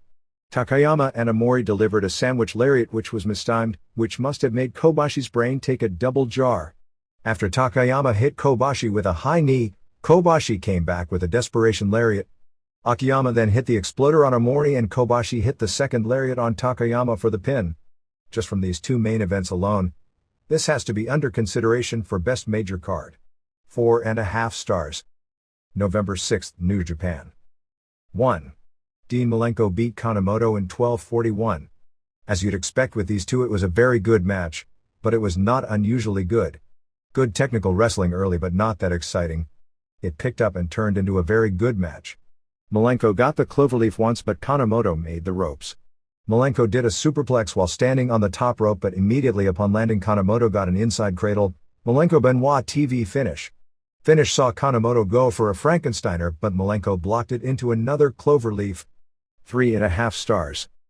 2. Wild Pegasus Benoit pinned Liger in 14:25. Excellent match carried by Benoit.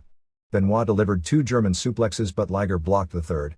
Benoit did the Misawa elbow suicida dive. Benoit tried a backward superplex while standing on the top rope but Liger reversed it in midair for a near fall. Liger came back with a brainbuster and a fisherman buster off the top rope for near falls. Benoit reversed a Liger tombstone piledriver and dropped Liger with it, and also got a near fall after a diving headbutt. After a Benoit powerbomb, Liger came back with a Shota to the back, but Benoit sidestepped the second Shota and got him with the dragon suplex for the pin. 4 stars. 3. Muto and Kojima beat Koshinaka and Nagata in 14 minutes. Another excellent match. Muto had his working boots on totally and everyone but Koshinaka looked like a top 15 in the world wrestler in this match. Everyone did their big moves for near falls before Muto used a Frankensteiner on Koshinaka and grabbed the armbar for the submission. After the match, the New Japan guys brawled with the NWO guys, and finally Team 2000 Chono, Wall Street and NWO Sting came out and cleaned house. 4 stars. 4. Nakanishi and Sasaki beat Chono and NWO Sting in 15:20. Chono worked most of the match. The early part wasn't that good since Chono is so limited, but they built well and told a good story. Nakanishi was taken out after a double suplex on the ramp which he sold big. They doubled on Sasaki for several minutes which got the heat up pretty good and the rest of the match was hot. Finally NWO Sting tagged in and hit the clothesline off the top, but at that point Nakanishi recovered for the save. Sasaki wound up beating NWO Sting via submission with the Scorpion. 2¼ stars. November 7th, All Japan. 1. In the finals of the All-Asian Tag Team Title Tournament, Tomohiro Honda and Masao Inoue beat Johnny Smith and Manukia Mossman in 26:18. Only the second half aired on television and it was a hot match. Honda is bad, mistiming a lot of spots, but he was rarely in. Smith and Mossman did a double leap off the top on Inoue for a near fall. Mossman and Honda pulled out some new hot moves. Inoue finally, on his second try, got the submission on Mossman with the torture rack. 3.5 stars. 2. Takao Omori pinned Jinsei Shinzaki in 21-11. Again, only the second half aired. This was a great performance by Shinzaki. Shinzaki usually can't carry a match, but he did a great job here. He did a running clothesline over the guardrail. He did a Rob Van Dam-like springboard flip dive over the guardrail into the second row. He also did a springboard missile dropkick. He hit his praying power bomb for a near fall. Omori got a near fall with the bombs away knee drop. Omori got the pin after his third axe bomber. 3.5 stars. 3. Takayama beat Gary Albright in 8:32. Even though Takayama is probably the worst main wrestler in the company, some of the older guys they don't use seriously are worse, and Albright isn't much better. They had watchable match. Albright carried it throwing his quick suplexes. Aside from the suplexes it wasn't good. Takayama came back with some bad kicks, but hit a German suplex and got a crossface submission. 3/4 star. Mexico. At this point it appears the final two shows of the year at Arena Mexico are November 26th with the main event already announced as the Triangular Hair vs. Hair with Apollo Dantes vs. Brasso de Plata vs. Pierroth Jr. and the 16-man legend of the Silver Mask Tournament. The tournament winner will then face last year's tournament winner, Scorpio Jr., on December 3rd for the Silver Mask Championship. The expectation is that December 3rd will also be the blow-off on the year-long Mask vs. Mask feud with Atlantis vs. Villano Tercero. Tarzan Boy beat Pimpinela Escarlata in a hair vs. hair match on November 15th in Nuevo Laredo. 31 AAA wrestlers have been invited to ride on the Lucha Libre float in the November 20th National Sports Parade in Mexico City. The November 19th Box E Lucha was almost completely devoted to the death of Wolf Ruvinskis. El Hijo del Santo has gone on several TV stations in relation to the Somos magazine controversy where it published photos of El Santo without the mask. He did also mention that he'll be doing his first movie in several years next spring, and that there will be a national lottery ticket photo of him. One of his father was very popular in deeply religious Mexico. Dr. Alfonso Morales in his column in the November 18th Ovaciones basically said that the most disgusting promotional act in wrestling he'd heard about in his entire career was when a wrestler at a show in Naucalpan used a statue of the Virgin Mary as a foreign object. AAA is attempting to sign Hector Garza up to a full-time contract now that he's lost his WCW deal. AAA's final major show of the year will be December 10th in Madero with the six-sided cage match that was debuted in a 1995 year-end show in Los Angeles. AAA is interested in using Ron Race now that WCW has dumped him. There was a disturbance at the November 16th Arena Coliseo show. A fan who is actually a relative of the wrestler who uses the Ricky Marvin name had been baiting El Satanico for weeks, and Satanico shoved him. While this was going on, the ring barrier snapped and the rubber cord flew into the face of a woman in the front row who was knocked out and had to be taken out of the building on a stretcher.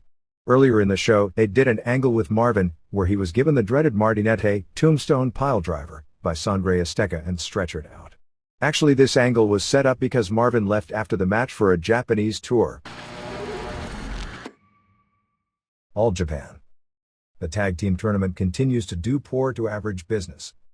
The November 17th show in Choshi before 1,500 saw Hockfield and Albright get their first win over Honda and Inoue when Albright pinned Inoue after a powerbomb, and Kobashi and Akiyama beat Burton and Ace when Akiyama pinned Burton in 17:23 after the exploder. November 19th in Okayama before 2,200 in tourney matches saw Omori and Takayama give the first loss to Vader and Smith in 12:42 when Omori pinned Smith after an axe bomber, and Misawa and Ogawa beat Albright and Hockfield in 16:09 when Ogawa pinned Hockfield after a back suplex. November 20th in Kyoto before a sellout 1,300 saw Misawa and Ogawa go to a 30-minute draw with Kobashi and Akiyama in what on paper was the biggest of all the round-robin matches. November 21st in Shizuoka drew 2,900 with Hansen and Taue beating Inoue and Honda when Hansen pinned Inoue after a lariat, and Vader and Smith beat Hockfield and Albright when Vader pinned Hockfield. November 23rd in Morioka drew 2,600 with Ace and Burton over Hockfield and Albright, and Kobashi and Akiyama beat Takayama and Omori. November 7th TV drew a 1.4 rating. New Japan. 3 more matches were added to the January 4th Tokyo Dome show, which makes the show, if anything, seem even less interesting. It appears at this point they are going to try and sell out the building on the basis of three things: the fact that January 4th is a tradition and they've often sold the building out on that day even with weak lineups, plus what looks at this point to be a triple main event of Riki Choshu versus Atsushi Onita, Keiji Muto versus Masahiro Chono, and Genichiro Tenryu versus Kensuke Sasaki. The latter match is a rematch from the last Dome and really didn't mean much when it came to selling tickets the first time out. Muto versus Chono singles match has been held off for a long time, but it's still Muto versus Chono with both banged up. Choshu versus Onita sounds horrible, but Choshu coming out of retirement should garner some interest. With Bill Goldberg's opponent being Rick Steiner, the novelty of his Japan debut will mean something, but not nearly as much as if there was a story to the match. Kenzo Suzuki, who the idea was to make his pro debut against Goldberg, will instead make his debut against Manabu Nakanishi, and they can at least do a similar match. Chris Benoit as Wild Pegasus faces Hiroyoshi Tenzan, which makes absolutely no sense because Pegasus beat IWGP Junior champ Jushin Liger in a non-title match on television that aired 2 weeks ago. Plus Liger and Pegasus have a long-standing rivalry going back 12 or 13 years and haven't met on a big show in Japan in years. The only thing that seems to make sense out of this is for Tenzan to beat Benoit in a hell of a match, and maybe Tenzan will elevate himself in the process by having the best match on the show. Even less sense is Satoshi Kojima, the company's hottest rising heavyweight, going against Takashi Iizuka, who is a good worker who basically means nothing right now, so Kojima is being wasted on the biggest show of the year. The junior heavyweight title matches haven't been announced. Jushin Liger's idea was to defend against Rey Mysterio Jr., but with Mysterio Jr.'s injury, that's not going to happen. They also wanted to do a rematch of the best New Japan match of the year from the October 11th Dome show, with Shinjiro Otani and Tatsuhito Takaiwa defending the junior tag titles against Koji Kanemoto and Minoru Tanaka, but that's also not a definite. The newest tour opened on November 20th at Korakuen Hall before a sellout 1,889. This is a weak lineup with Shinya Hashimoto and Jushin Liger out this entire tour and Keiji Muto scheduled to miss the first few shows of the tour. The main event was NWO Japan vs. Team 2000 with Hiro Saito and Kojima and Tenzan beating Chono and Michael Wallstreet and Super J, Jeff Farmer, former NWO Sting without face paint and with a crew cut, which is probably a prelude in case WCW cancels its business since WCW owns the Sting name and the NWO name, both of which New Japan seems like it's trying to wean itself away from in 1630 when Kojima pinned Wallstreet after a lariat. With Liger missing the tour, they've brought in Tanaka from Battlers to fill the junior heavyweight ranks. On November 23rd in Tokyo, they started an angle where Kojima and Tenzan, who are challenging Nagata and Nakanishi for the tag titles on December 5th in Nagoya, beat Nagata and Fujita. Nagata and Fujita came out wearing the IWGP tag titles to the ring. This got Nakanishi mad because Nagata allowed Fujita to wear his belt to the ring.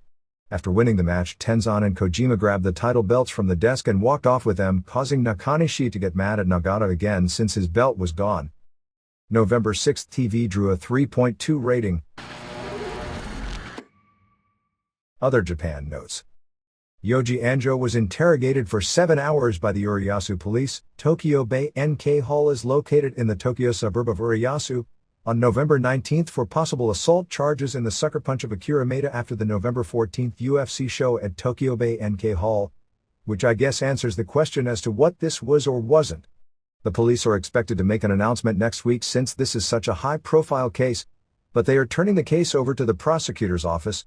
Anjo said that he was surprised Maeda went down after the sucker punch and said he thought if he hit Maeda that Maeda would fight him.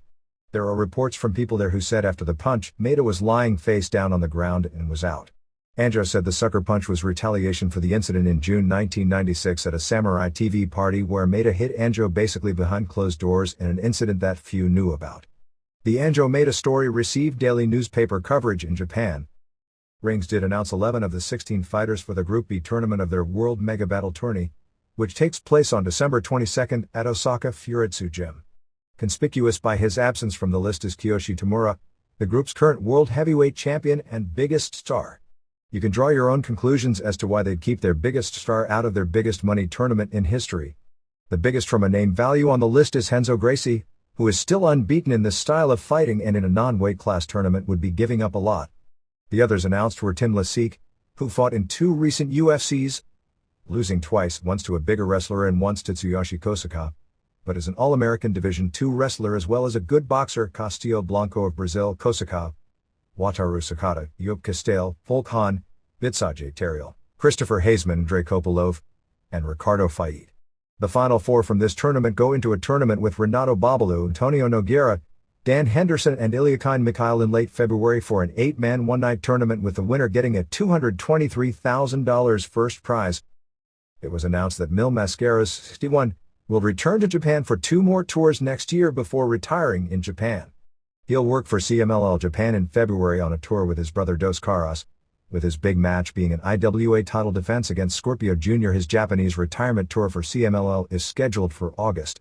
On the current CMLL Japan tour, Hirata Morgan retained the IWRG heavyweight title, beating Super Parka with the Scorpion Deathlock in 1701 on November 23 in Yokkaichi.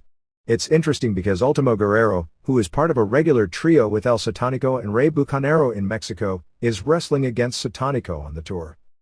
Atsushi Onita has his own shows on December 25 in Nagoya and December 26 in Kobe. Leatherface, Rick Patterson, and Jason the Terrible, Roberto Rodriguez, won the IWA World Tag Team titles in the one-night tournament on November 23 at Korakuen Hall, beating Yoshia Yamashita and Shooter in the finals. November 21 Osaka Pro Wrestling Show in Osaka. Buffalo won the UWF Super Welterweight title, pinning Super Delphin in 1738 with the Buffalo Driver. Great Sasuke will be bringing in Minnesota indie valet Alexis, real name Lisa Cooper, for his next tour. All Japan Women debuted a rookie who is bound to get a huge push, Ayako Seiki, on its November 23 show in Joetsu. Seiki, 15 years old, is 5'10" and 231 pounds and was able to throw a row of 10 chairs into the ring in her debut, beating Miyuki Fuji in 5:51. AJW has had problems since the late 1980s, when all the girls that grew up idolizing the Crush gals that gravitated toward pro wrestling like Manami Toyota, Kyoko Inoue, Asia Kong, Yumiko Hata, Akira Hokuto and so many others, as far as getting any new talent with real headliner charisma. The best wrestler they've developed in recent years, Momoe Nakanishi, is less than 5 feet tall and thus is limited despite her talent and ability to carry the promotion. In a company that has done huge business with monster heels dating back to Yuki Aikishida, the Black Pair, Dump Matsumoto, Bull Nakano, Kong, and Bison Kimura, none of whom were nearly as large as Seiki, some were heavier at their fattest but none as tall or large at such a young age. They may have found their first potential superstar here and there. According to longtime friend and business associate Don Curtis, Gordon Solie is doing very well after his operation for cancer of the larynx, where they removed his voice box. After the death of his wife due to cancer, Solie didn't care if he lived or died. When he first became ill and figured it was cancer, he didn't even want to get it checked. Eventually he did, discovering the cancer. The only thing that could have saved his life was the operation, but the operation would take away his voice. Solie had told Curtis that because of his condition, he didn't feel good about the operation and felt he was going to die, and went through with it anyway. He made it through the operation this past week and was scheduled to be released from the hospital before this past weekend. He is probably going to be fitted with an internal voice box in January or February. Friends are attributing Solie's gaining strength before the operation to a nutritional program developed by Bill Watts. The ABC 2020 piece on wrestling schools, originally scheduled for November 18, was moved to December 2 when 2020 was preempted at the last minute by ABC because it was sweeps and they wanted another episode of Who Wants to Be a Millionaire in the time slot. 2020 is already planning yet another piece on wrestling down the line, apparently spawned by the movie Beyond the Mat. The International Wrestling Institute and Museum in Newton, Iowa will be inducting its second Pro Wrestling Hall of Fame class on May 5 and May 6. Entrants into the Hall of Fame, basically picked by Luthez, are Danny Hodge, Dick Hutton, Joe Stecker, and Earl Caddick. Mike Chapman, who is the driving force behind the Hall of Fame, will be releasing a novel on December 3 called Gotch, An American Hero, a biography of Frank Gotch. Jerry Lawler's lawyer sent a threatening legal letter to Doug Gilbert and the Power Pro promotion regarding what Gilbert said on the TV show on November 6. There was a threat to sue involved. Whether he'll actually file is another question, because the reality is Lawler will pile up legal bills, and at the end, it's not like he's, right or wrong, going to get any money because there is no money to be got. The company did fire the guy immediately and apologize right away, and Gilbert may not have any money even if Lawler were to win a lawsuit. Power Pro TV on November 20 turned even more into the Ohio Valley show as Jim Cornette is bringing lots of his Louisville crew in with the same gimmicks. Flash Flanagan returned beating Jebediah, doing the same gimmick as in Louisville where he's bitter about not having a WWF contract. Robbie D and Bulldog Reigns are forming a tag team called D-Dog Posse. Alan Steele and Lance Jade sprayed something in their eyes and put Alpo down their throat. Glenn Kolka said the reason he wasn't at last week's house shows was because he was in jail. BJ Payne from Louisville was brought in as the new member of Cornette's organization. They introduced Rico Cosentino in a video showing his American Gladiator days and Christian Power days. TV main was the PPW title match with Steve Bradley defending against Mike Tierney, which ended with Kolka attacking Tierney for the DQ on Bradley. The entire organization attacked Tierney with Sin, Stacey Goff, writing wrath on his chest, which I'm sure has nothing to do with Brian Clark, until Ali came in with a baseball bat to run the heels off. New Jersey indie wrestler Lupus Kent Porter suffered a bad fall in a ladder match on November 20th in Vineland, New Jersey. He was defending his NWA 2000 title in a three-way with Twiggy Ramirez and Kevin Knight, and was going to do a spot where he'd leap off the ladder with a crossbody onto both men on the floor. His foot slipped and he landed, head first, short, and the two guys were barely able to break his fall. His head cracked on the floor. He was knocked out and bleeding profusely, before being revived by paramedics and airlifted to nearby Cooper Hospital in Camden, New Jersey, where he was expected to remain through midweek. He needed 12 internal stitches and 17 external stitches to close the head cuts, and may have suffered a broken wrist as well. The Roller Jam Tour has been cancelled due to poor advances. The story is that it is postponed until March. This may be the beginning of the end, because they can't make money touring and their pay-per-view will die. Even with the product itself slowly improving, the cheesy angles at least improving on what it was at the start, and a few of the skaters actually having marketable potential, their ratings aren't moving. The problem is they book the same sized arenas that WWF and WCW books, and they have a product with lower ratings and a product with less commercial appeal than ECW. WCW can't even one-third fill 15,000-seat arenas these days unless it's for Nitro, and ECW wouldn't even dare try because it would be financial suicidal.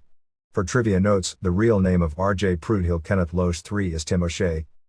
Court TV will be doing a documentary on wrestling and its effect on children spawned from a Yakima, Washington case where a 13-year-old boy killed his 19-month-old nephew by giving him 2 jackknife power bombs. There is a book on the market called Tokyo Underworld by Robert Whitney, which is the story of Nicola Zappetti, an American who had ties to the Japanese Yakuza since World War II. Apparently the book has a lot about the early days of Japanese pro wrestling and its mob connections, talking about Rikidozan, Luthez, Freddie Blassie and the Sharp Brothers. Wrestling International News magazine listed the 25 most influential people when it comes to amateur wrestling of the century in the United States.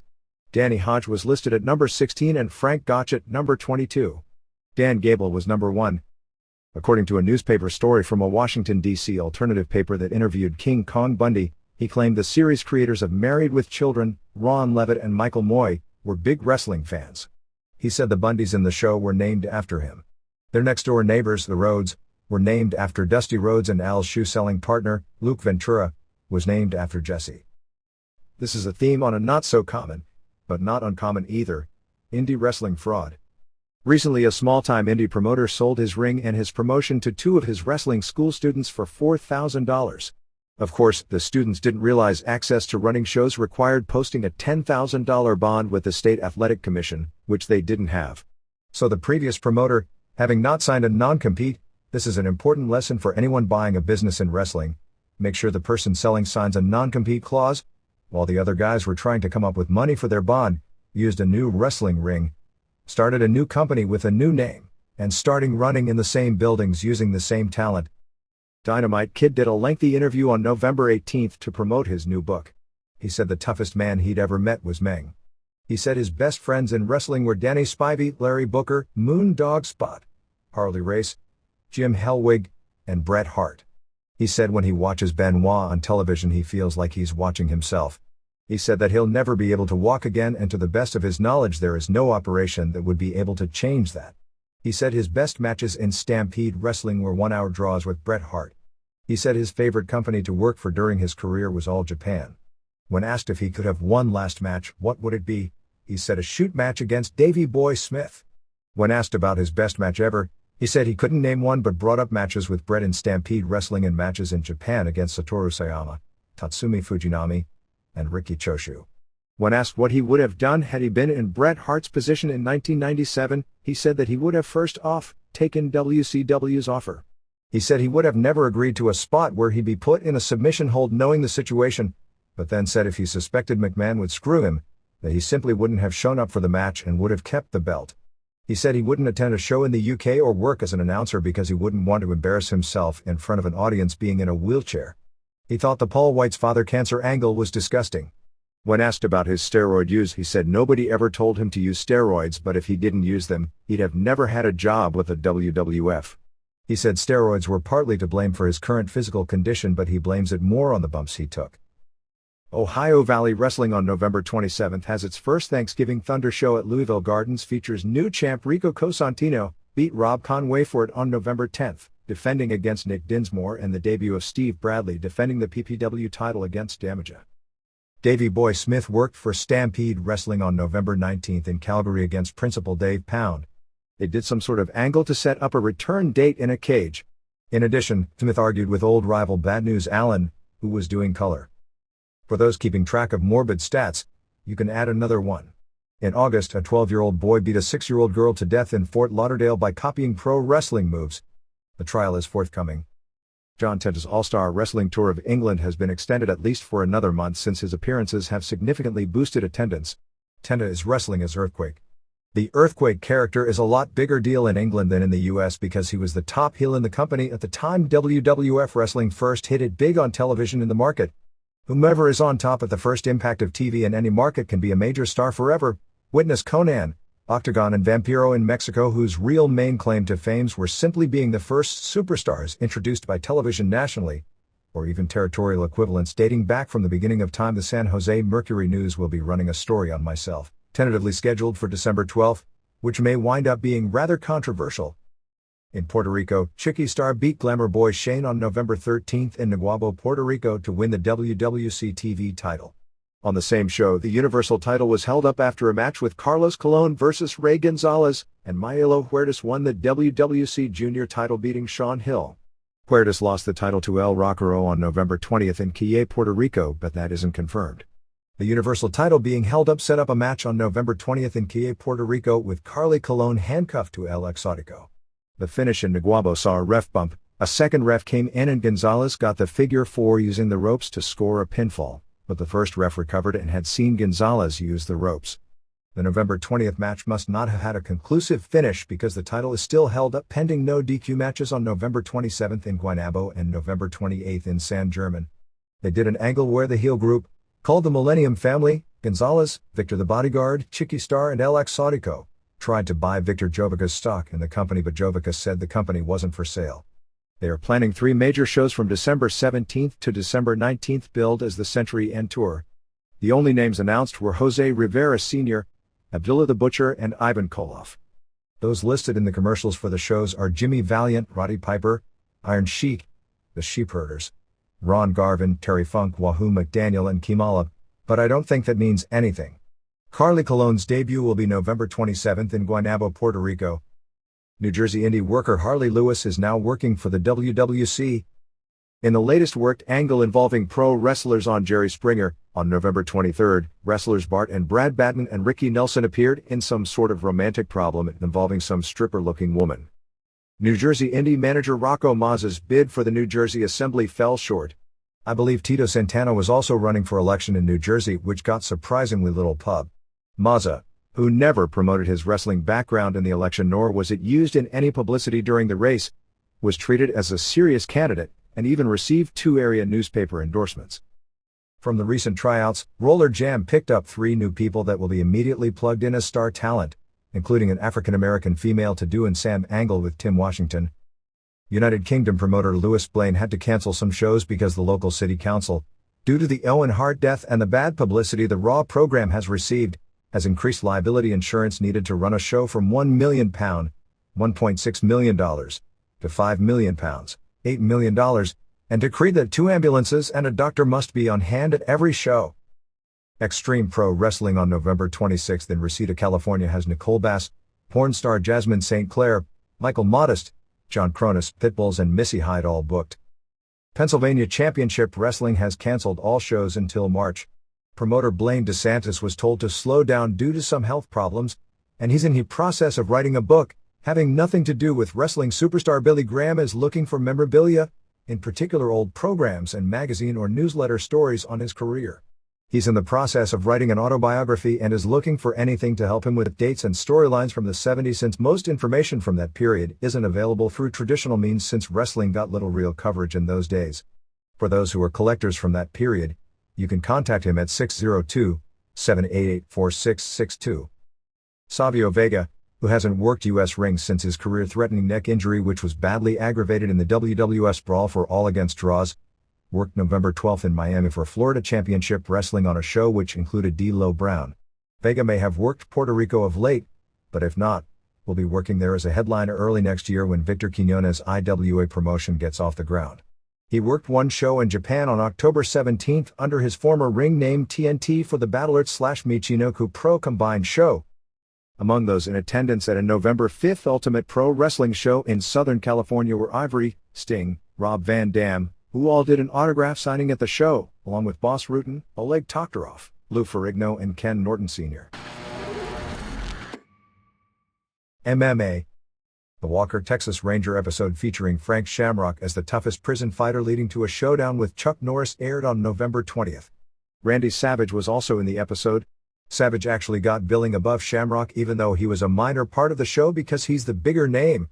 The show was really violent, far more so than pro wrestling could ever be. Using that as an argument of course would ignore the demos are entirely different, and the fight scenes were fantastic as far as brutality went. Shamrock was great for his first pro acting job ever and was given almost a Steve Austin-like heel who was actually designed to get over as a babyface type role. The show climaxes with he and Norris in a caged fight and in a pro wrestling finish. Somebody goes to shoot Norris, who moves and Shamrock takes the bullet and a riot breaks out. The role didn't require him to do nearly the amount of acting Austin does on Nash Bridges, so you can't make that comparison. Based on the two, I'd say Austin is probably a lot better at subtle comedy scenes and a little better on dialogue, but Shamrock's fight scenes are way better. Austin, because of his size, looks stiff and slow in television fight scenes, and he actually has more television presence. As for Savage, his facials and physique were good, but his Randy Savage character comes across really fake in the context of a television show delivering lines. The next UFC is tentatively scheduled for February 4 from Auditorio Municipal in Tijuana.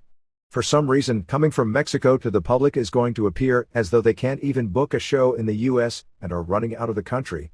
Even though they've run Puerto Rico, Brazil, attempted Canada, even Japan, for some reason Mexico connotates more of a renegade show image.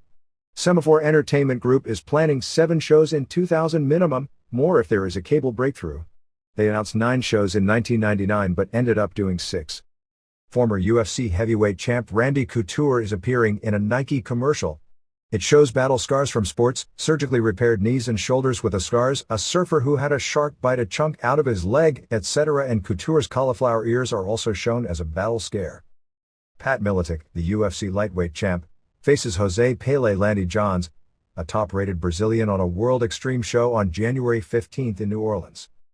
The Hook and Shoot promotion ran November 6 in Evansville, Indiana at the Coliseum, drawing its largest crowd ever, 1,900, for a 20-match show headlined by Jeremy Horn against a local powerlifter with charisma named Jonathan Ivey, which Horn won.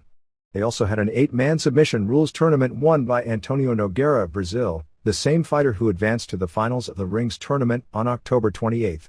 It was the largest crowd for any event in the building in more than 3 years.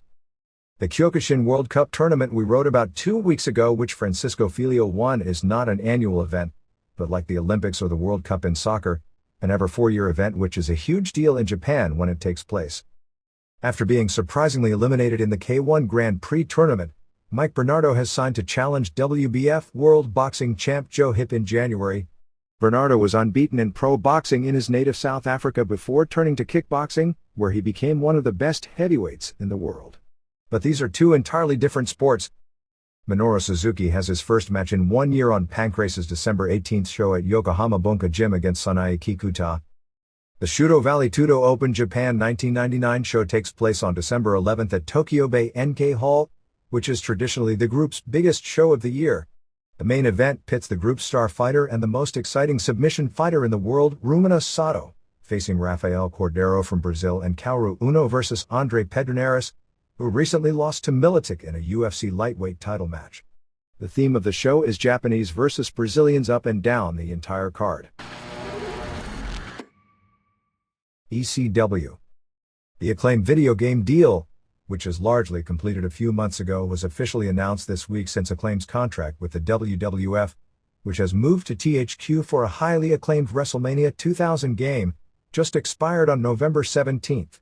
As part of the big money deal, Acclaim has taken an approximate 15% equity stock interest in ECW, and in exchange Acclaim will be the exclusive interactive licensee of ECW long-term.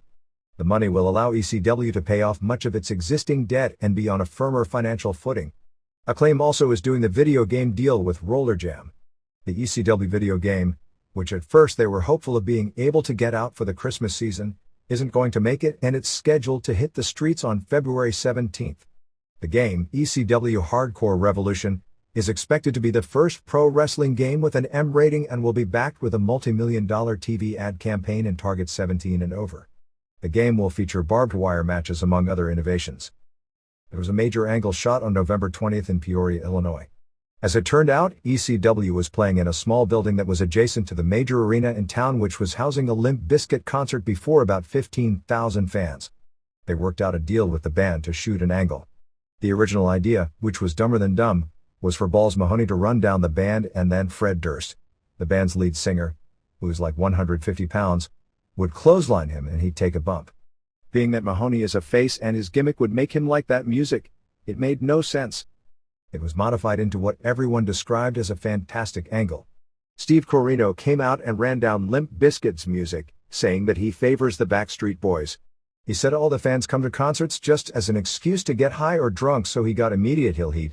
Durst mentioned Axl Rotten and Balls Mahoney's name. They did the deal where Corino had his back turned and Rotten was tapping him on the shoulder, and Corino thought it was a guitar player and ignored it. Finally, Mahoney and Rotten took care of him with chair shots, at one point with Durst holding Corino, the second of which was too stiff and Corino apparently was legitimately knocked out. Some of the people knew who he was, although the vast majority didn't, but they all went crazy for the angle anyway. This was taped, and apparently the footage was real good and will air this weekend in syndication and the following weekend on TNN. There has been at least preliminary talk about trying to do something with Limp Bizkit in the future. TNN tapings for this coming week were November 18th in Chicago before an overflow crowd of 3,912 fans. At one point the fire marshal threatened to stop the show. Show opened with Nova pinning Bill Wiles. During and Roadkill beat Dup Brothers. Guido pinned Crazy when Tajiri and Lynn both got involved. Tajiri gave Crazy a brainbuster to allow Guido to score the pin. Styles and Gertner opened the show and interviewed Lynn. Styles asked Lynn if he and Tajiri were working together, or in cahoots. Lynn yelled at Styles and stormed off. Condito pinned Simon Diamond with a headbutt off the top. Lynn then pinned Tajiri. DeVito and Angel beat Mahoney and Rotten. News and Rod Price at the latest generic Baldy. Vic Grimes wasn't in this weekend. Ran in, which led to the New Jack run-in with the garbage can filled with weapons. New Jack jumped off a high balcony and put Angel through a table. Van Dam pinned C.W. Anderson with a frog splash. After, Sabu challenged Van Dam for a TV title match. Van Dam won when Fonzie threw in the towel with Sabu selling a leg injury. Sabu caught his leg in a chair doing a spot and the injury looked legit. It was an angle. There was also interference working on his leg. The first time he threw in the towel, Sabu caught the towel and threw it back. Second time the ref saw the towel and stopped the match. Since the match was kept to 10 minutes, it was pretty good, unlike their syndicated match. Storm and Credible and Rhino beat Raven and Dreamer and Sandman when Credible pinned Raven after Sandman hit Raven with the cane. Main event saw Awesome beat Spike Dudley with a power bomb through the table. TNN show on November 19th was taped last weekend in Binghamton, New York. It's formatted more and more like Nitro every week.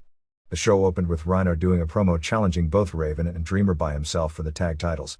He also called Credible and Storm a bleeped out name, which was effin' pussies. Tammy Sitch then seduced him to get Condito into the match.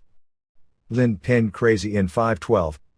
Before the match, DeVito and Angel did the first of show-long promos challenging New Jack to meet them on the streets or in the subway. New Jack never showed during this show. Lynn and Crazy were doing the beginnings of a good match. Crazy at one point powerbombed Lynn too close to the ropes, and they were very close to Lynn's neck being whiplashed on the ropes. Corino and Tajiri showed up only about 4 minutes in. Ref Jim Molyneux decked Corino, who sold it big the rest of the show.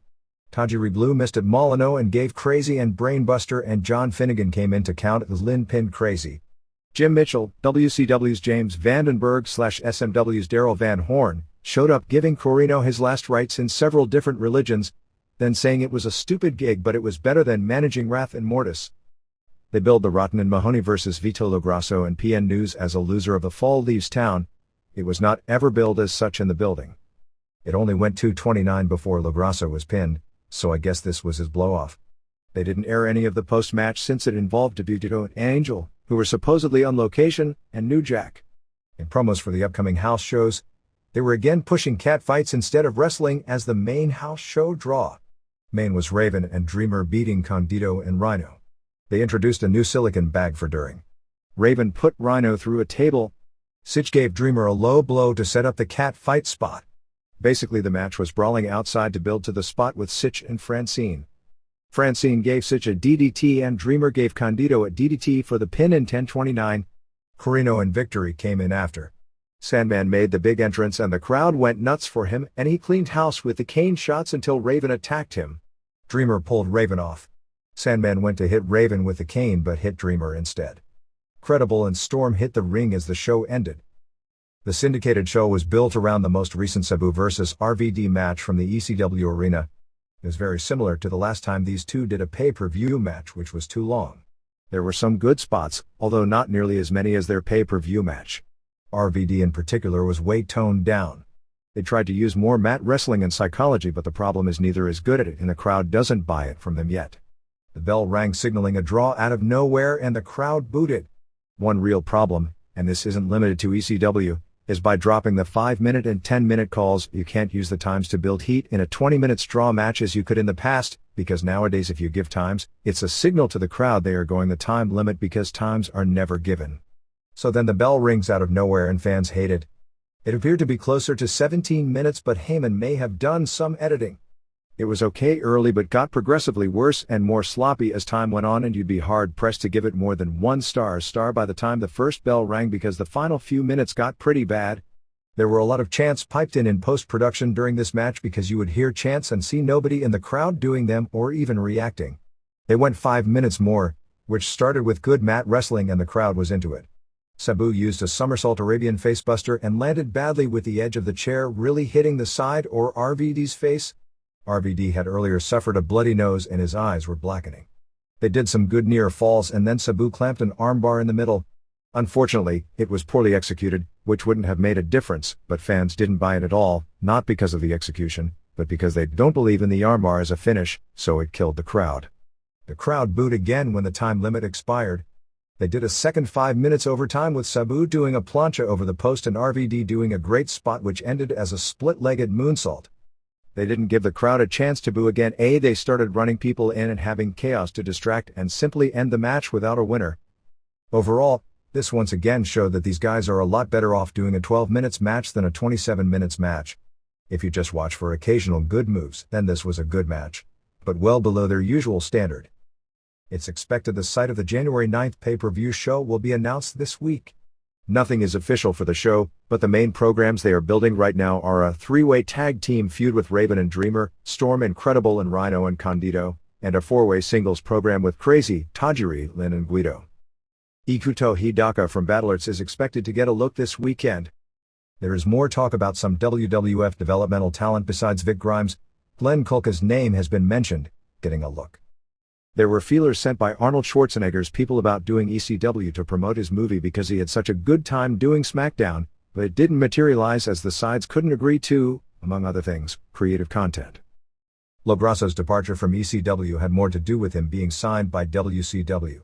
He's a longtime friend of Vince Russo's and Russo wanted him in a mobster role for the Disco Inferno gimmick. In one of Russo's earliest forays in wrestling, he managed Lograsso as a heel on some New York indie shows. Lograsso did come to the Chicago show. The woman on the TNN show this week with During, who wasn't on the road this weekend at all so it could just be a one-time deal, was the ex-wife of Big Dick Dudley, who I believe is a long-time wrestling fan who strips under the name Elektra. WCW. Starrcade December 19th at the MCI Center in Washington, D.C. Top matches are Hart vs. Goldberg for the title, Sid vs. Nash, probably a powerbomb match, Sting vs. Luger, Paul vs. Benoit U.S. title, Jarrett vs. Bagwell, probably guitar on a pole, and Harlem Heat vs. Creative Control, probably a tag title match. The show is off to a slow start, having sold about 4,500 tickets for $218,000 at press time. Actually, with the exception of the Nitro on November 29th at the new Pepsi Arena in Denver, which is closing in on 9,000 tickets, and a house show in Lincoln, Nebraska on December 1st where nearly 4,000 tickets should be considered solid for that sized market, all the house show advances range from poor to fair. Since a good angle or a hot promotion will immediately change house show attendance, unlike viewing patterns which do take time, this does show that the new format of the show at this point is not getting fans interested in buying tickets to wrestling matches or pay-per-view events. The decision to cut Nitro from 3 hours to 2 hours is not technically finalized, although it is largely considered a given that it will happen. Nitro on November 22nd in Auburn Hills, Michigan drew 6,445, paying $231,219. There were another 5,004 comps out, but not sure how many of them actually attended. Show opened with Bret Hart doing an interview and being challenged by Hall and Nash. Hall was either blitzed or doing a great job playing the role. Hall and Nash took credit for turning the company around. Actually, Nash does deserve a ton of credit for turning the company around, or actually blame. Hall and Nash were pretty funny and got a big pop. They challenged Hart to a match and he picked Goldberg as a partner. Jarrett then laid Hart out with a guitar shot and stole the title belt. Hennig vowed that he was a man of his word and would never wrestle again. Wonder if anyone believed it. Tony Moranera introduced his two thugs who may not have been given names. One was Vito LaGrassa from ECW, and the other was John Hugger, a power plant guy with a power plant body. Luger set up a Liz vs. Meng match. Creative Control won the tag titles from Conan and Kidman in 3:11. The camera work here was horrible. The idea was that Guerrero would be caught kissing Tori Wilson on the screen, Kidman would freak and leave. Unfortunately, they missed the kiss, but Kidman left for no apparent reason. Conan got double-teamed and Ron Harris, who I guess is Patrick, the joke being that neither of the two wants to be Patrick, pinned him with a back suplex. Goldberg told Hart to wrestle Jarrett, and that he'd get himself a new partner. Smiley challenged anyone to come out. People love Smiley's character. David Finlay came out and destroyed him. Considering they thought they might have to amputate his leg not all that long ago, he moved around pretty good. Fans booed Finlay for the attack. I'm not sure how they could boo Finlay after what he's been through, but they did. Saturn beat Karagi's in 1 minute with rings. Did you notice that the Cruiserweight champ always gets squashed on Nitro? Brad Armstrong came out in a role as a guy always stone cold buzzkill. Kidman challenged Guerrero to a singles match. An ad for ECW's November to Remember aired. That was kind of funny. Vampiro beat Wall via DQ in 2:20. Wall was destroying the Misfits and Vampiro. Berlin interfered, getting Wall DQ'd. Wall got mad at Berlin for costing him the match and Berlin slapped Wall. This was the backdrop for another Williams/Oklahoma gimmick. Ferrara is getting progressively worse and less funny every time out. Williams destroyed the Misfits and Vampiro kicked him over the top rope and OK dragged Doc to the back. Liz locked herself in a cage to avoid the match with Meng. Hart beat Jarrett to keep the title in 8:37. Heenan called one of the two participants in the match Jeff Hart. Grant Hill was at ringside laughing at them as they tried to do a serious title match. Jarrett really worked hard and the match had a lot of heat. Control came out but Dustin Rhodes came out and KO'd Jarrett so Hart pinned him. Finishing minutes were very good. Throughout the show they had Maestro play with a former Ryan Shamrock as his sidekick. Guerrero beat Kidman in 4:18 with the frog splash. The Revolution beat up Conan. Luger talked Liz out of the keys to the cage, then had a forklift deliver her to the ring. Meng tried to destroy the cage. Luger tried to give Meng the key to unlock it the civilized way, but Meng put him in the Tongan death grip. Meng broke some more bars of the cage until Liz was trapped. Sting saved Liz with baseball bat shots and Liz ran away to safety. LaRue beat Disco in 2:25 with a spin into an orange crush bomb. Moranera and the Thugs were there. One of them missed a spot where they were supposed to trip Disco.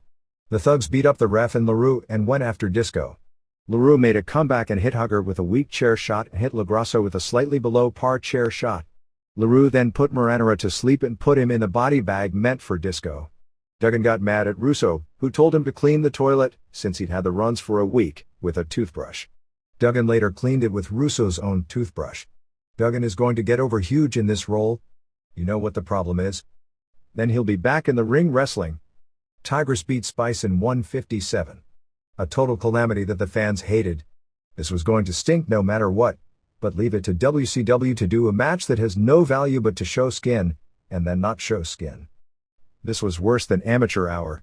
Sky ran in when Spice couldn't continue after a fingernail to the eye. Sky gave one of the girls the weakest hit with a makeup kit to where the fans booed that as well. Meng spoke English and challenged Sting to a no DQ match. Hennig gave a farewell speech, got speechless and walked out to a big ovation and some perfect chants. Lots of boos as well. Piper was the mystery guy in a limo. He tried to do a promo running down Russo for ruining wrestling, but Russo got 3 mics off. He stormed to the back to Russo's office. They had a confrontation. This was absolutely brilliant use of Piper because by cutting his mic off they left the people wanting to see more, rather than having him babble for 5 minutes and people realizing why he isn't used more. Russo told Piper that he's done, but Piper said he had a contract and could appear on TV whenever he wanted. Russo said that he'd make him a lowly ref, where have we seen that before? And if Piper didn't, he sued Piper for all he's worth. Booker T wrestled Bagwell. Bagwell did the blockbuster but Control attacked him. Hennig teased a save but gave Bagwell the fisherman suplex, turning part of Russo's team. Don Harris counted the pin as Hennig pinned Bagwell in a match he wasn't in, and the ref rang the bell like the pin counted. Creative Control beat up T after the match, the lights went out and Midnight showed up and gave one of the twins the worst DDT, well, it can't be in history, and it was really only the worst since Survivor Series. Liz offered herself to Sting but Sting blew her off. After being turned on by everyone under the sun for 15 years, Sting finally smartened up. Asuka beat Medusa in 2:19 via submission to a reverse triangle choke. Karagi's and Saturn were both out there. It was horrible and the crowd picked up on that quick. Medusa was taking it so ridiculously easy on Asuka, causing the crowd to groan. Asuka seems to have some athletic potential. Malenko beat Benoit in a capture the flag match in 3:37. It takes some booking genius to put these two in a bad match. Fans were chanting USA but Malenko was playing heel. That was weird. First Shivani said the object was to capture your opponent's flag. Then he corrected himself saying the object was to get your own flag and wave it. Both guys could have easily done so, but I guess we just have to suspend our disbelief and pretend, like in that piñata match. Anyway, Malenko then grabbed Benoit's Canadian flag and the bell rang to end the match. Shivani's credibility is bad enough without them making him look like a complete buffoon. Malenko threatened to burn the Canadian flag. Nobody cared. Then he grabbed the American flag and threatened to burn that. Bret Hart ran in and beat up the entire Revolution in a run-in wearing this look of not wanting to be anywhere near this angle. Hart ended up waving the US flag while Benoit waved the Canadian flag. People didn't know what to do. Juventud Guerrera gave Russo some bad tequila, causing Russo to want to brush his teeth. We never saw what happened but Duggan had already used that toothbrush to scrape up Russo's bowel movement. It's just sad that due to the timing of the show I have to eat dinner directly after this show. Anyway, Juvi's green card has expired. Meng beat Sting in 2:36 with the Tongan death grip. No heat. Nobody cares about Meng. You always know when the booker has become a mark when they start pushing Meng as a killer. It's one of those deals where everyone in the business thinks it's a great role because he really is, forgetting that perception is everything and nobody at home has a clue and they've seen him for 15 years as a mid-card guy and now he's 40 and flabby and even though he still is a killer, you can't sell him as one. It's like pushing Dan Severn. David Flair destroyed Maestro's piano with the tire iron. That was funny. Finally Hall and Nash beat Goldberg and Sid in 7:28. Match had a lot of heat which made it seem better than you'd think it would be on paper. Sid still looked bad. Fans actually got into cheering Goldberg and Sid even though Nash made the big play at the start of the show being a hometown boy. Goldberg speared Hall and then Sid powerbombed him. Nash dropped an elbow on Sid and put Hall on top for the pin. The show ended with a big pull apart. Booking 101 tells you that when a heel makes a big turn, the one thing you don't do on the night of his turn is have him job. It's called cutting the legs off a guy. The WCW Saturday Night Show is probably being overhauled, but what that means is anyone's guess. They are at the stage where they are bouncing around ideas as to what to do as a new concept but nothing has been decided. As it turns out, Kevin Nash wasn't at the meeting, nor did he go to England for the promotional trip with Scott Hall. Nash claimed to have suffered a scratched cornea in his match with Sid Vicious at Nitro on November 15. The UK tour was moved to March, billed as UK Nitro Tour, with dates on March 10 in Birmingham at the NEC Arena, March 11 at the London Arena and March 12 from Manchester, although the dates are all house shows as they are doing Nitro that week from Providence on March 13. The New York Times story on Vince Russo and Ed Ferrara appeared in the November 22 issue. The story, by Alex Kaczynski, who has done a number of pro wrestling stories for the paper, didn't mention any worked increases in ratings like the Post and Entertainment Weekly stories. Russo said, "You've got to give the people what they want. The people want girls in the ring. They want women and men beating on each other. They want things you might not see at 8 p.m. gritty, in-your-face stuff." The story did note that WCW executives told them that Fox is still interested in starting a wrestling company. Rupert Murdoch within the last year apparently tried to buy the WWF but was turned down and build it around Hulk Hogan. Actually, they turned down Hogan because his salary request was too high a long time ago, although negotiations could have been restarted, but we all know that's a losing game right at the start if that's the battle plan. When the Times asked a TBS spokesperson if Turner has thrown in the towel in taste with the current direction of wrestling, the spokesperson said that Turner would not comment on any topics pertaining to wrestling. Regarding wrestling, Russo said, "This is no longer about how good a wrestler you are or how good a match you can put on. More than 50% of this is now about personality. We can put words in their mouth, but we can't give them emotion." Bret Hart was quoted as being so pleased with Russo and Ferrara that he doesn't harbor any ill will toward them for scripting the stunt that killed his brother. Russo had an interesting quote which is sort of funny given the current product. "There is one word that we start and end every conversation with, logic. Once you lose the logic of the situation, then you lose the realism and you lose the audience. It's all about, if you were in this situation yourself, how would you handle it?" Ferrara was quoted as saying he doesn't know one family that watches Nitro from 10 to 11 p.m. on Monday nights. Russo had an interesting quote as it pertained to Raw. He said the ratings got so high that it got to the point they were writing the shows to entertain themselves. The E! True Hollywood Story on Hulk Hogan airs December 19th. The Jim Duggan angle is supposed to end up leading to him getting something of a big push at the other end. Plans are to upgrade the presentation of house show with pyro being added, better lighting and sound, and bringing more women and doing more angles at the shows. Add Juan Baños Jr., Liz Mark Jr., Ron Race, Scott Untall, Scotty Riggs, Chris Adams and Scott James, Scott Armstrong, and Ray Lloyd, Buzz Stern Glacier, to the list of wrestlers that have been dropped. Regarding the Wrestling Magazine access situation, WCW has informed all wrestling mags that they can only have access on the hard camera side at major shows, and this includes the Japanese magazines and newspapers. They are offering to sell photos to all the magazines but with an 8-week expected turnaround. That's basically useless to most, particularly the weeklies in Japan, which can't be that dated.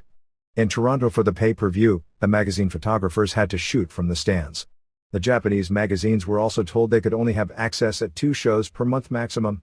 The WWF still grants total access to the Japanese magazines because it's important in potential overseas business. The funny thing is, WCW and not WWF have their pay-per-view shows broadcast live into Japan. WWF has a total ban on WoW magazine because of its high stock paper since it sees the magazine as competition to its own in-house mags. Some upcoming plot lines. Harlem Heat will be reunited and feuding with Creative Control over the tag titles. Whatever contractual issues with Stevie Ray have apparently been worked out since he was back at Nitro on November 22nd, even though he wasn't used yet. Hennig will return as the emissary for the powers that be and feud with Dustin Rhodes, who will be part of a group called the Outlaws that feud with PTB. Jarrett will be doing a lot of guitar on a pole matches against either Rhodes or Bagwell. Medusa and Eden Karagis will split up and feud over the Cruiserweight title. LaRue and Kaz Hayashi will also be in the Cruiserweight title hunt against Karagis. The extra story on Hulk Hogan aired this past week. It was mainly Hogan working the angle that the new writers don't want him because he's 46 years old. It was basically their way to try and keep Hogan in the thick of things without acknowledging his name on television. It is believed the storyline will be Hogan doing a worked age discrimination lawsuit against WCW, with the feeling that a real lawsuit got Flair over huge as a babyface. The out-of-court settlement would be that Hogan has to start as a preliminary wrestler, and the storyline would be for Hogan to work from the opening match back to the main event, a late 80s Antonio Inoki storyline, when there was a lot of pressure on him to move down from the main events in favor of the younger guys. A storyline that never finished because Inoki stepped away to run for Senate. The idea is he could be back on top as a babyface because Russo would be such a strong heel and Russo wouldn't want him in main events. Hogan was listed in a lot of the advertising for the Mayhem pay-per-view. The big plot line will probably start at Starrcade with Goldberg versus Hart. Judging from the pay-per-view, the idea is to present Hart as a Canadian hero and have him praise the Canadian fans, etc. He won't knock the US. but the idea is for the US fans to turn on him for praising Canada, which will enable him to be a heel without another turn, and they can redo the Canada vs. USA feud, which was a hot program in 1997. Great. And if they can just get Steve Austin, maybe they can turn the company around with it like they started the ball rolling within the other company. The Misfits are scheduled to accompany Vampiro at all the Nitro and Thunder tapings along with Starrcade for the rest of the year. Cherry Only, the member who was with Vampiro at the pay-per-view and Nitro, is wanting to attend wrestling school early next year to prepare for more wrestling. Remember the days when guys went to wrestling school before they were made stars on television wrestling shows? The only house show of the week was November 19th in Cleveland, which drew 2,914, paying $79,580, which isn't much better than ECW was doing in that market 6 months ago. There were probably quite a few more than that actually in the building, because with a dead advance, they wound up giving away more than 4,000 comp tickets. Ric Flair worked Cleveland, losing to Bret Hart underneath the Goldberg over Luger main event. Flair is going to work fairly regularly on the house shows, generally in a top-of-the-card position, mostly in title matches against Hart, but is being kept off television. I recognize this makes little sense to have house show main events and world title matches where the challenger's name is not even spoken on television. Apparently Terry Taylor, who books the house shows, figures that Flair challenging Hart would do more business in a lot of cities than anything they program with the guys on television, and Flair is still under contract, just not being used on TV. The new house show lineups don't reflect any kind of a change as it pertains to more stars working the shows. November 26th to November 28th in San Angelo, Felton and Midland, Texas. R. Steiner, isn't he supposed to be injured versus Vicious? David Flair versus Page. Heat, isn't Stevie suspended? Versus Kidman and Eddie Guerrero. Bagwell versus Berlin. Conan versus Saturn. Silver King versus Juventud Guerrera, and Kid Romeo versus LaRue. December 1st in Lincoln, Nebraska is Ric Flair versus Hart. Steiner versus Sid. Heat versus Saturn and Malenko. Bagwell versus Berlin. Dustin Rhodes versus Jarrett. Iaukea versus Barbarian, and Karagis versus Maestro. December 3rd in Salina, Kansas, and December 4th in Cedar Rapids, Iowa has the same undercard, but top three are Duggan and Chavo versus Creative Control. Really? A high card match. Benoit versus Ric Flair. Even with no storyline, at least they're finally doing it. And Hart versus Sting. December 5th in Chicago now has Hart versus Goldberg for the title. Sting versus Luger. Ric Flair versus Benoit. Steiner versus Sid. Duggan and Chavo versus Creative Control. Rhodes versus Jarrett. Inferno versus Hennig, Iaukea versus Barbarian, and Karagis versus Maestro. December 17th in Daytona Beach and December 18th in Jacksonville is Goldberg versus Luger, Brett versus Flair, David versus DDP, Rhodes versus Jarrett, Duggan versus Knobs, Vampiro versus Berlin, and Eddie Guerrero versus Saturn. December 28th in Beaumont, Texas has Sting versus Luger and Heat versus Hall and Nash. Ric Flair also works January 5th in Rock Hill, South Carolina against DDP, and January 6th in Roanoke challenging Hart in a WCW title match. January 28th and January 29th in Nashville and Johnson City has Sid versus Nash, Sting versus Luger with Meng as ref, Bagwell versus Jarrett guitar on a pole, Benoit versus Page, triple threat for tag titles with Malenko and Saturn, Conan and Eddie and Creative Control, Smiley versus Knobs hardcore title, Berlin versus Vampiro, and Disco versus Maestro. I'm not sure why they even advertise and waste time writing lineups knowing with weekly angle changes that by the time they get to late January, everything is going to change. Prince Iaukea was talked about being given a role as the artist formerly known as Prince Iaukea, doing a Prince gimmick. Elizabeth's name may be changed to the Hot Package. Fitness model Trish Stratus, who has been looking at getting into wrestling, was backstage at the show. WWF. The Armageddon show on December 12th has Vince versus Triple H in a no-holds-barred match as the main event, plus Show versus Bossman for the WWF title. The other top match looks to be Rock and Mankind versus Outlaws for the tag titles, although nothing is official until it's announced on television. As things pertain to Mick Foley's future, the plan seems to be to ease up his schedule. There was at least talk of doing a retirement announcement and maybe a retirement tour, but that was nixed. I was given the indication that he himself didn't want to announce a retirement and then doing angles to come out of retirement like everyone else in wrestling has done, or maybe when the suggestion was brought up others thought it wouldn't be a good idea with all the dishonest retirements in wrestling. So right now the decision is that no retirement announcement will be made. The plan is to keep him as a major television character in some sort of a regular role, and that a few times per year, probably leading to major pay-per-view shows, he'll shoot an angle and do a match, similar to how WWF booked people like Pat Patterson and Bruno Sammartino toward the end of their careers. Undertaker said to be feeling the best he has in quite a long time with his groin injury starting to heal. There is nothing definite because they want the injury fully healed before he gets in the ring. The target date at this point would be for his first match to be a Royal Rumble, but that he'd be back for television well before that. He's also scheduled to work shows over Christmas for Victor Quiñones in Puerto Rico. Raw on November 22nd in Buffalo drew a sellout 12,765, paying $387,550 to the Marine Midland Arena. They opened with Vince having disappeared and everyone looking for him. Hollies beat Mankind and Snow in 2009 when Crash pinned Snow after Bob came off the top rope and plowed Snow over. Bob blamed Snow for cutting into his merchandise royalties since Holly's action figure is cased with snow and head. Now that was funny. DX was in a limo ready to arrive while Vince was hiding in a car in the parking lot with a baseball bat. Angle beat Henry in a battle of 1996 Olympians in 1:43. Vince drove the car into the DX limo and bashed it up with a baseball bat. Jericho beat Godfather in 201 with a quebrada. Godfather is a pimp on Monday, but not on Thursday. Vince continued to do his David Flair. The police were there to arrest Vince for trying to commit premeditated something or other. While Vince was handcuffed, Triple H attacked him and kicked him low. They should have put them both in the same cell and let them each do it doggy style. Vince was taken away in a squad car. Christian and Edge beat Dudley's in 5:28 when Christian pinned Devon after a stacked-up superplex. Solid work. Rock and Snow and Foley had a funny exchange. Rock thought Snow was a janitor. They did some bridal shower segments with Stephanie. Pretty dull except for Mae Young acting like she was drunk and eventually falling into the cake. The cake wound up in Moolah and Stephanie's face as well. X-Pac beat Jeff Hardy in 3:31 in a match that sounded so much better before it started than after it ended. Lots of interference, with Billy Gunn throwing Jeff into an X-Factor for the pin.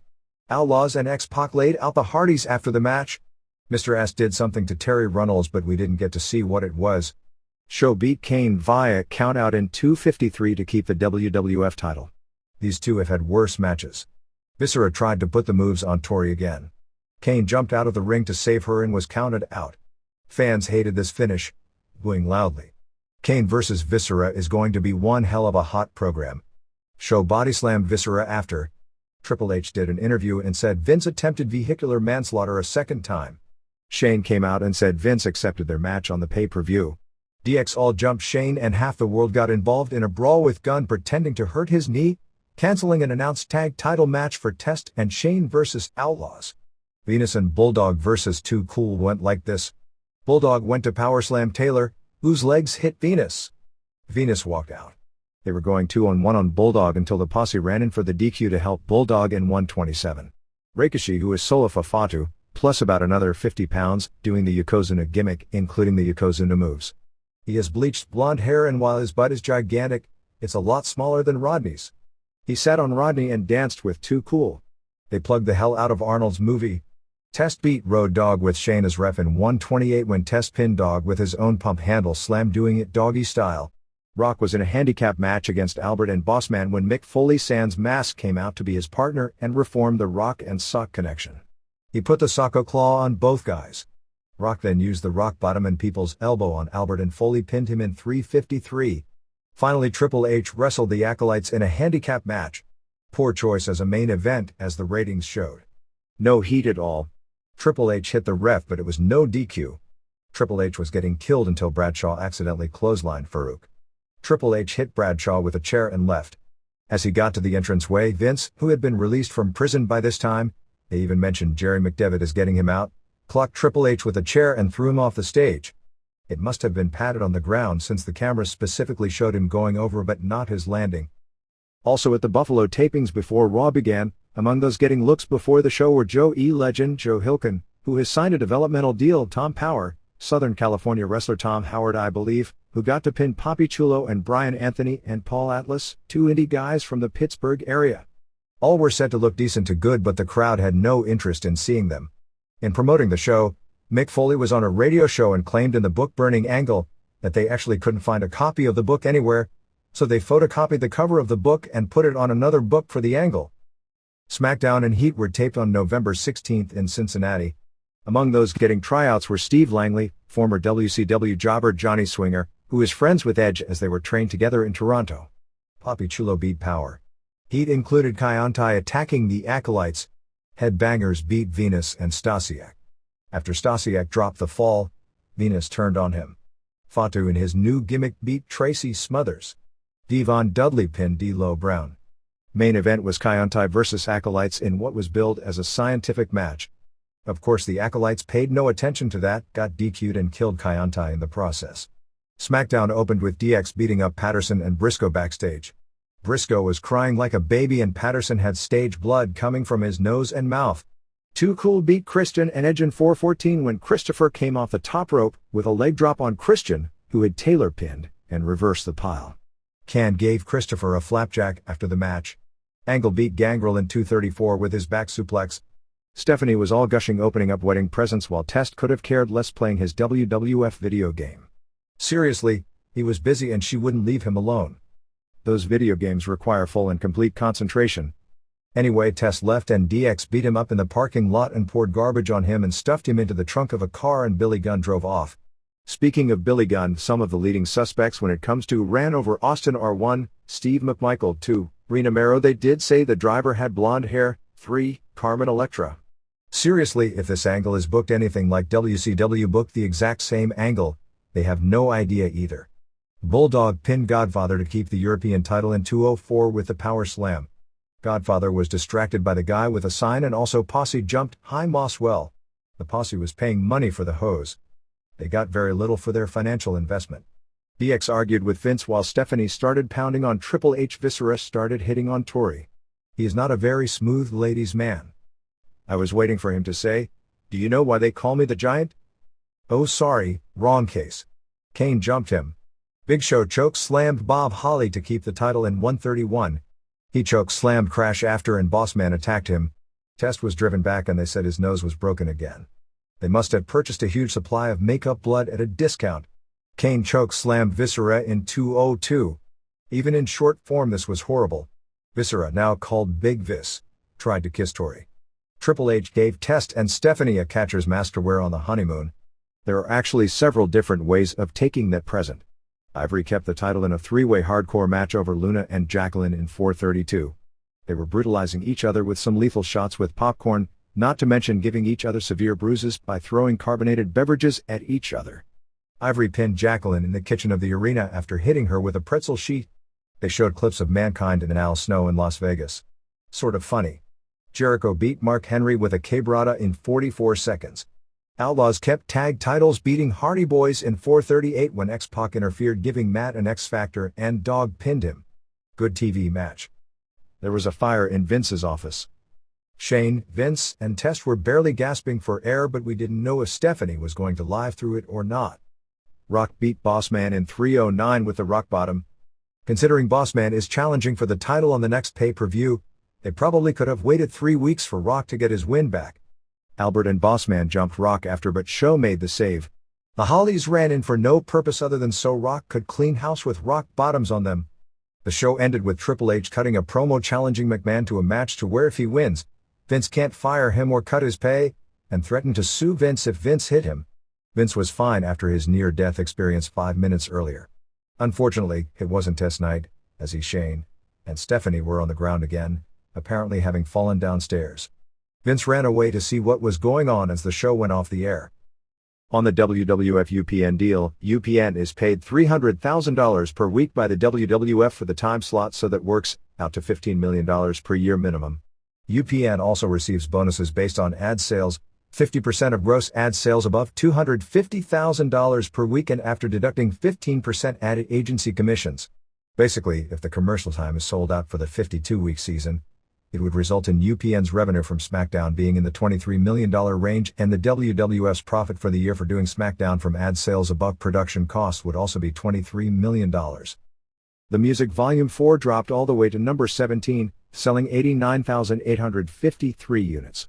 Dropping from number 4 to number 17 was as shocking a drop, and the shock of opening at number 4 was in the first place. For this coming week, it probably dropped even more significantly. Based on this week's report for the Warehouse national chain, it dropped in sales another 46% and to number 46 on the chart. which still beat out the debut week of the WCW CD, which was number 65, which within the industry is considered a very disappointing performance. The industry was stunned at the WWF's opening, but now it seems like it's largely a one-week wonder.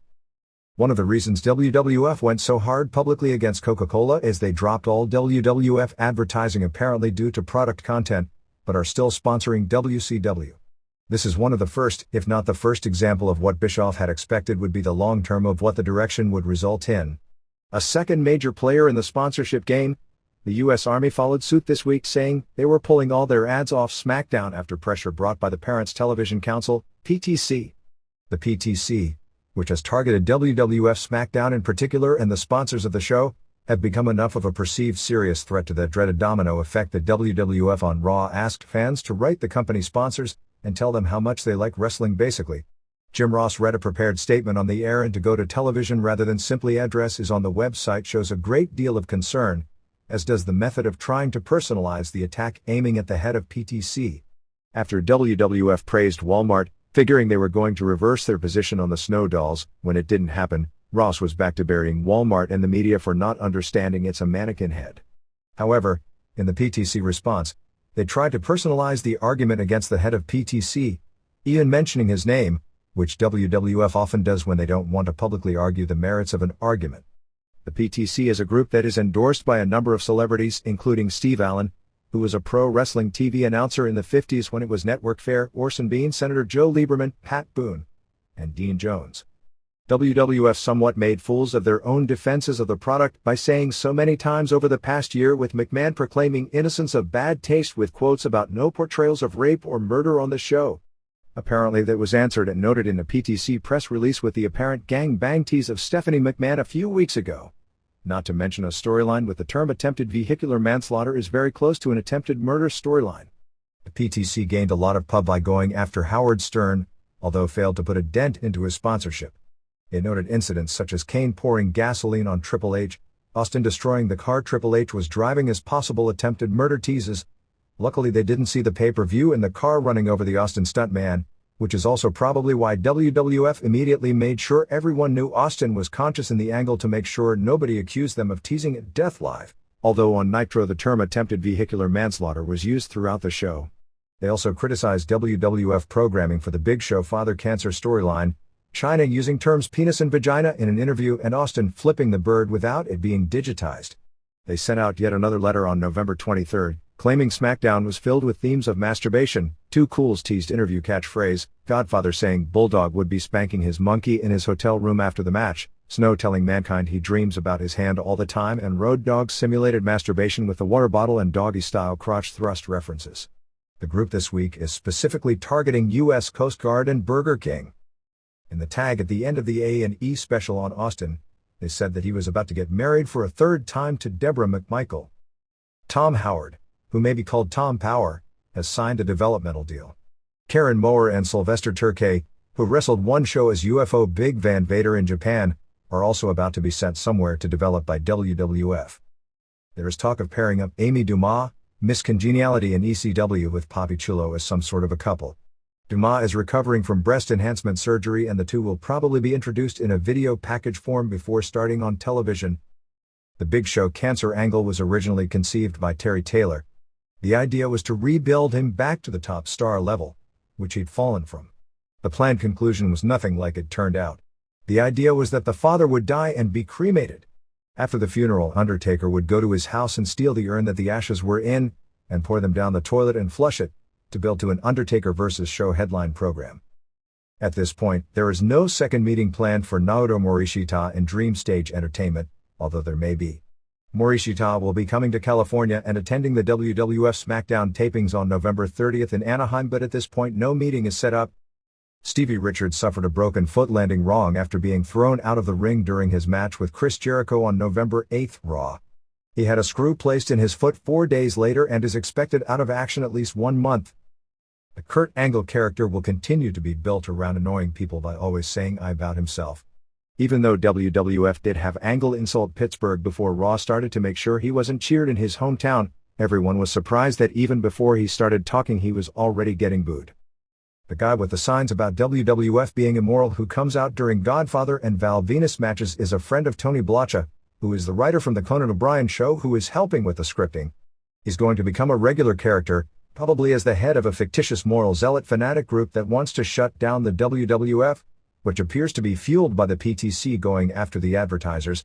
The guy has worked on Saturday Night Live and is a professional actor and may wind up in something of a heel manager role. By the way, if you noticed this week on the UPN show, Godfather is no longer a pimp, although was still one on Raw. On SmackDown, he never did his catchphrases involving pimpin' ain't easy. When the phrase needed to come up, Michael Cole simply said, "It ain't easy." They also no longer mention Venus as a porn star, although still do the big dick double entendres. They make reference to a former occupation, but the video when he comes out no longer has the screw going into the wood. Besides the OUTTRO.com nomination for Best Radio/Talk Radio on the Net, the WWF website was nominated for having the best live webcasts.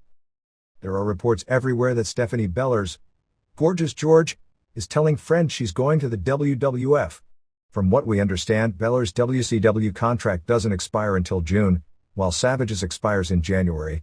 Jim Ross on his website report claimed WWF has had no talks with Randy Savage, I guess addressing those rumors. Based on what we're hearing, Savage going to WWF is largely expected but doesn't appear to be a secret done deal either based on what we're hearing since there are talks with both sides ongoing. If WCW doesn't renew Savage's contract and the feeling is that they won't, the belief is WWF will take him, simply because the nature of the wrestling war doesn't seem to allow anyone with name value unless they're so far gone it's ridiculous. See, Jake Roberts is going to be signed to make it look like a big raid to the public. There is also the Slim Jim sponsorship which goes wherever Savage goes. There is also clearly WWF interest right now in Ric Flair. From the old man's company versus young company perception, WWF signing them would be doing WCW a big favor. WWF may also do itself a favor since Flair clearly can perform behind the mic better than just about anyone in the ring, even now better than most. In the case of Savage, you're buying a name and a rep and nothing else. Unless they've got a brilliant angle for him or simply are going to use him in a PR role with an annual angle a la the old Piper role. And if you check your buy rates, you'll see Piper meant nothing in the WWF in that role. But his career was revived as a draw in WCW because Hogan vs. Piper for years had great marquee value. It could be a waste. If they sign him for a high dollar amount, the amount will force their hand to justify it and it'll do more harm than good. In addition, if Savage is signed, I guess we never will get to find out what the hell Savage was talking about in his last WCW interview. Mick Foley's book was number 7 this week on the Los Angeles Times bestseller list in the nonfiction category. House show business for the week saw the SmackDown tapings on November 16th in Cincinnati draw a sellout 7,843 paying $202,919, November 20th in Toronto at Skydome drew 18,624 paying $580,941 and November 21st in Montreal drew 12,418 paying $371,751. In Toronto they ended the show with Rock over Bossman. The WWF title match saw showpin Triple H. Mankind did an interview and talked about the Rock and Sock connection reforming, and made a reference that Rock was just more popular than Al Snow, and had the crowd sing for "He's a Jolly Good Fellow to Snow." In Montreal, the top matches had Rock over Triple H, Show over Bossman in the WWF title match, and Outlaws over Hardys in the tag title match. Merchandise for the week starting with SmackDown in Cincinnati was $301,144, translating the Toronto and Montreal figures into US dollars, which would be $5.83 per head, well down from usual, but some of that is due to the Canada factor. There was some sort of a confrontation, which sounded more like words being spoken more than anything else, in Toronto after the show involving Mike Graham and Scott Hall from WCW and D'Lo Brown. December 4th MSG lineup before the next round of changes is scheduled as Show vs. Triple H for the title, Outlaws vs. Rock and Sock for the tag titles, Kane vs. Viscera, Feud of the Year candidate, Jericho and Too Cool vs. Christian and Edge and China, Test vs. X-Pac, Snow vs. Venus, Radishai vs. Stasiak, Angle vs. Godfather, an 8-team battle royal with Acolytes, Dudley's, Posse, Bossman, and Albert, Headbangers, Hollies, Hardys and Taka and Funaki and Bulldog vs. Brown for the European title. WWF is scheduled for a 1-hour New Year's Eve taped highlight pay-per-view at 11 p.m. There has been some press regarding the fast start the WWF Volume 4 got coming out of the blocks because it was the first WWF CD to acknowledge Jim Johnston on the record jacket. Johnston has done virtually all WWF theme music for years, but never received published credit until the past year. The previous WWF CDs listed various artists with no specific names. Volume 4 on the jacket acknowledges that aside from a few vocalists, it's entirely Johnston's show. Paul Bearer, since his hiatus, because of Undertaker's resting up, has dropped 47 pounds. Whether it's the clash of titans in the ring or the drama that unfolds outside it, we're here to break it down, match by match, feud by feud. Remember, in the world of wrestling, every day is a battle, and every victory is a story waiting to be told. Until next time, keep the passion alive, and never stop wrestling with the possibilities. This is the Pro Wrestle Machine.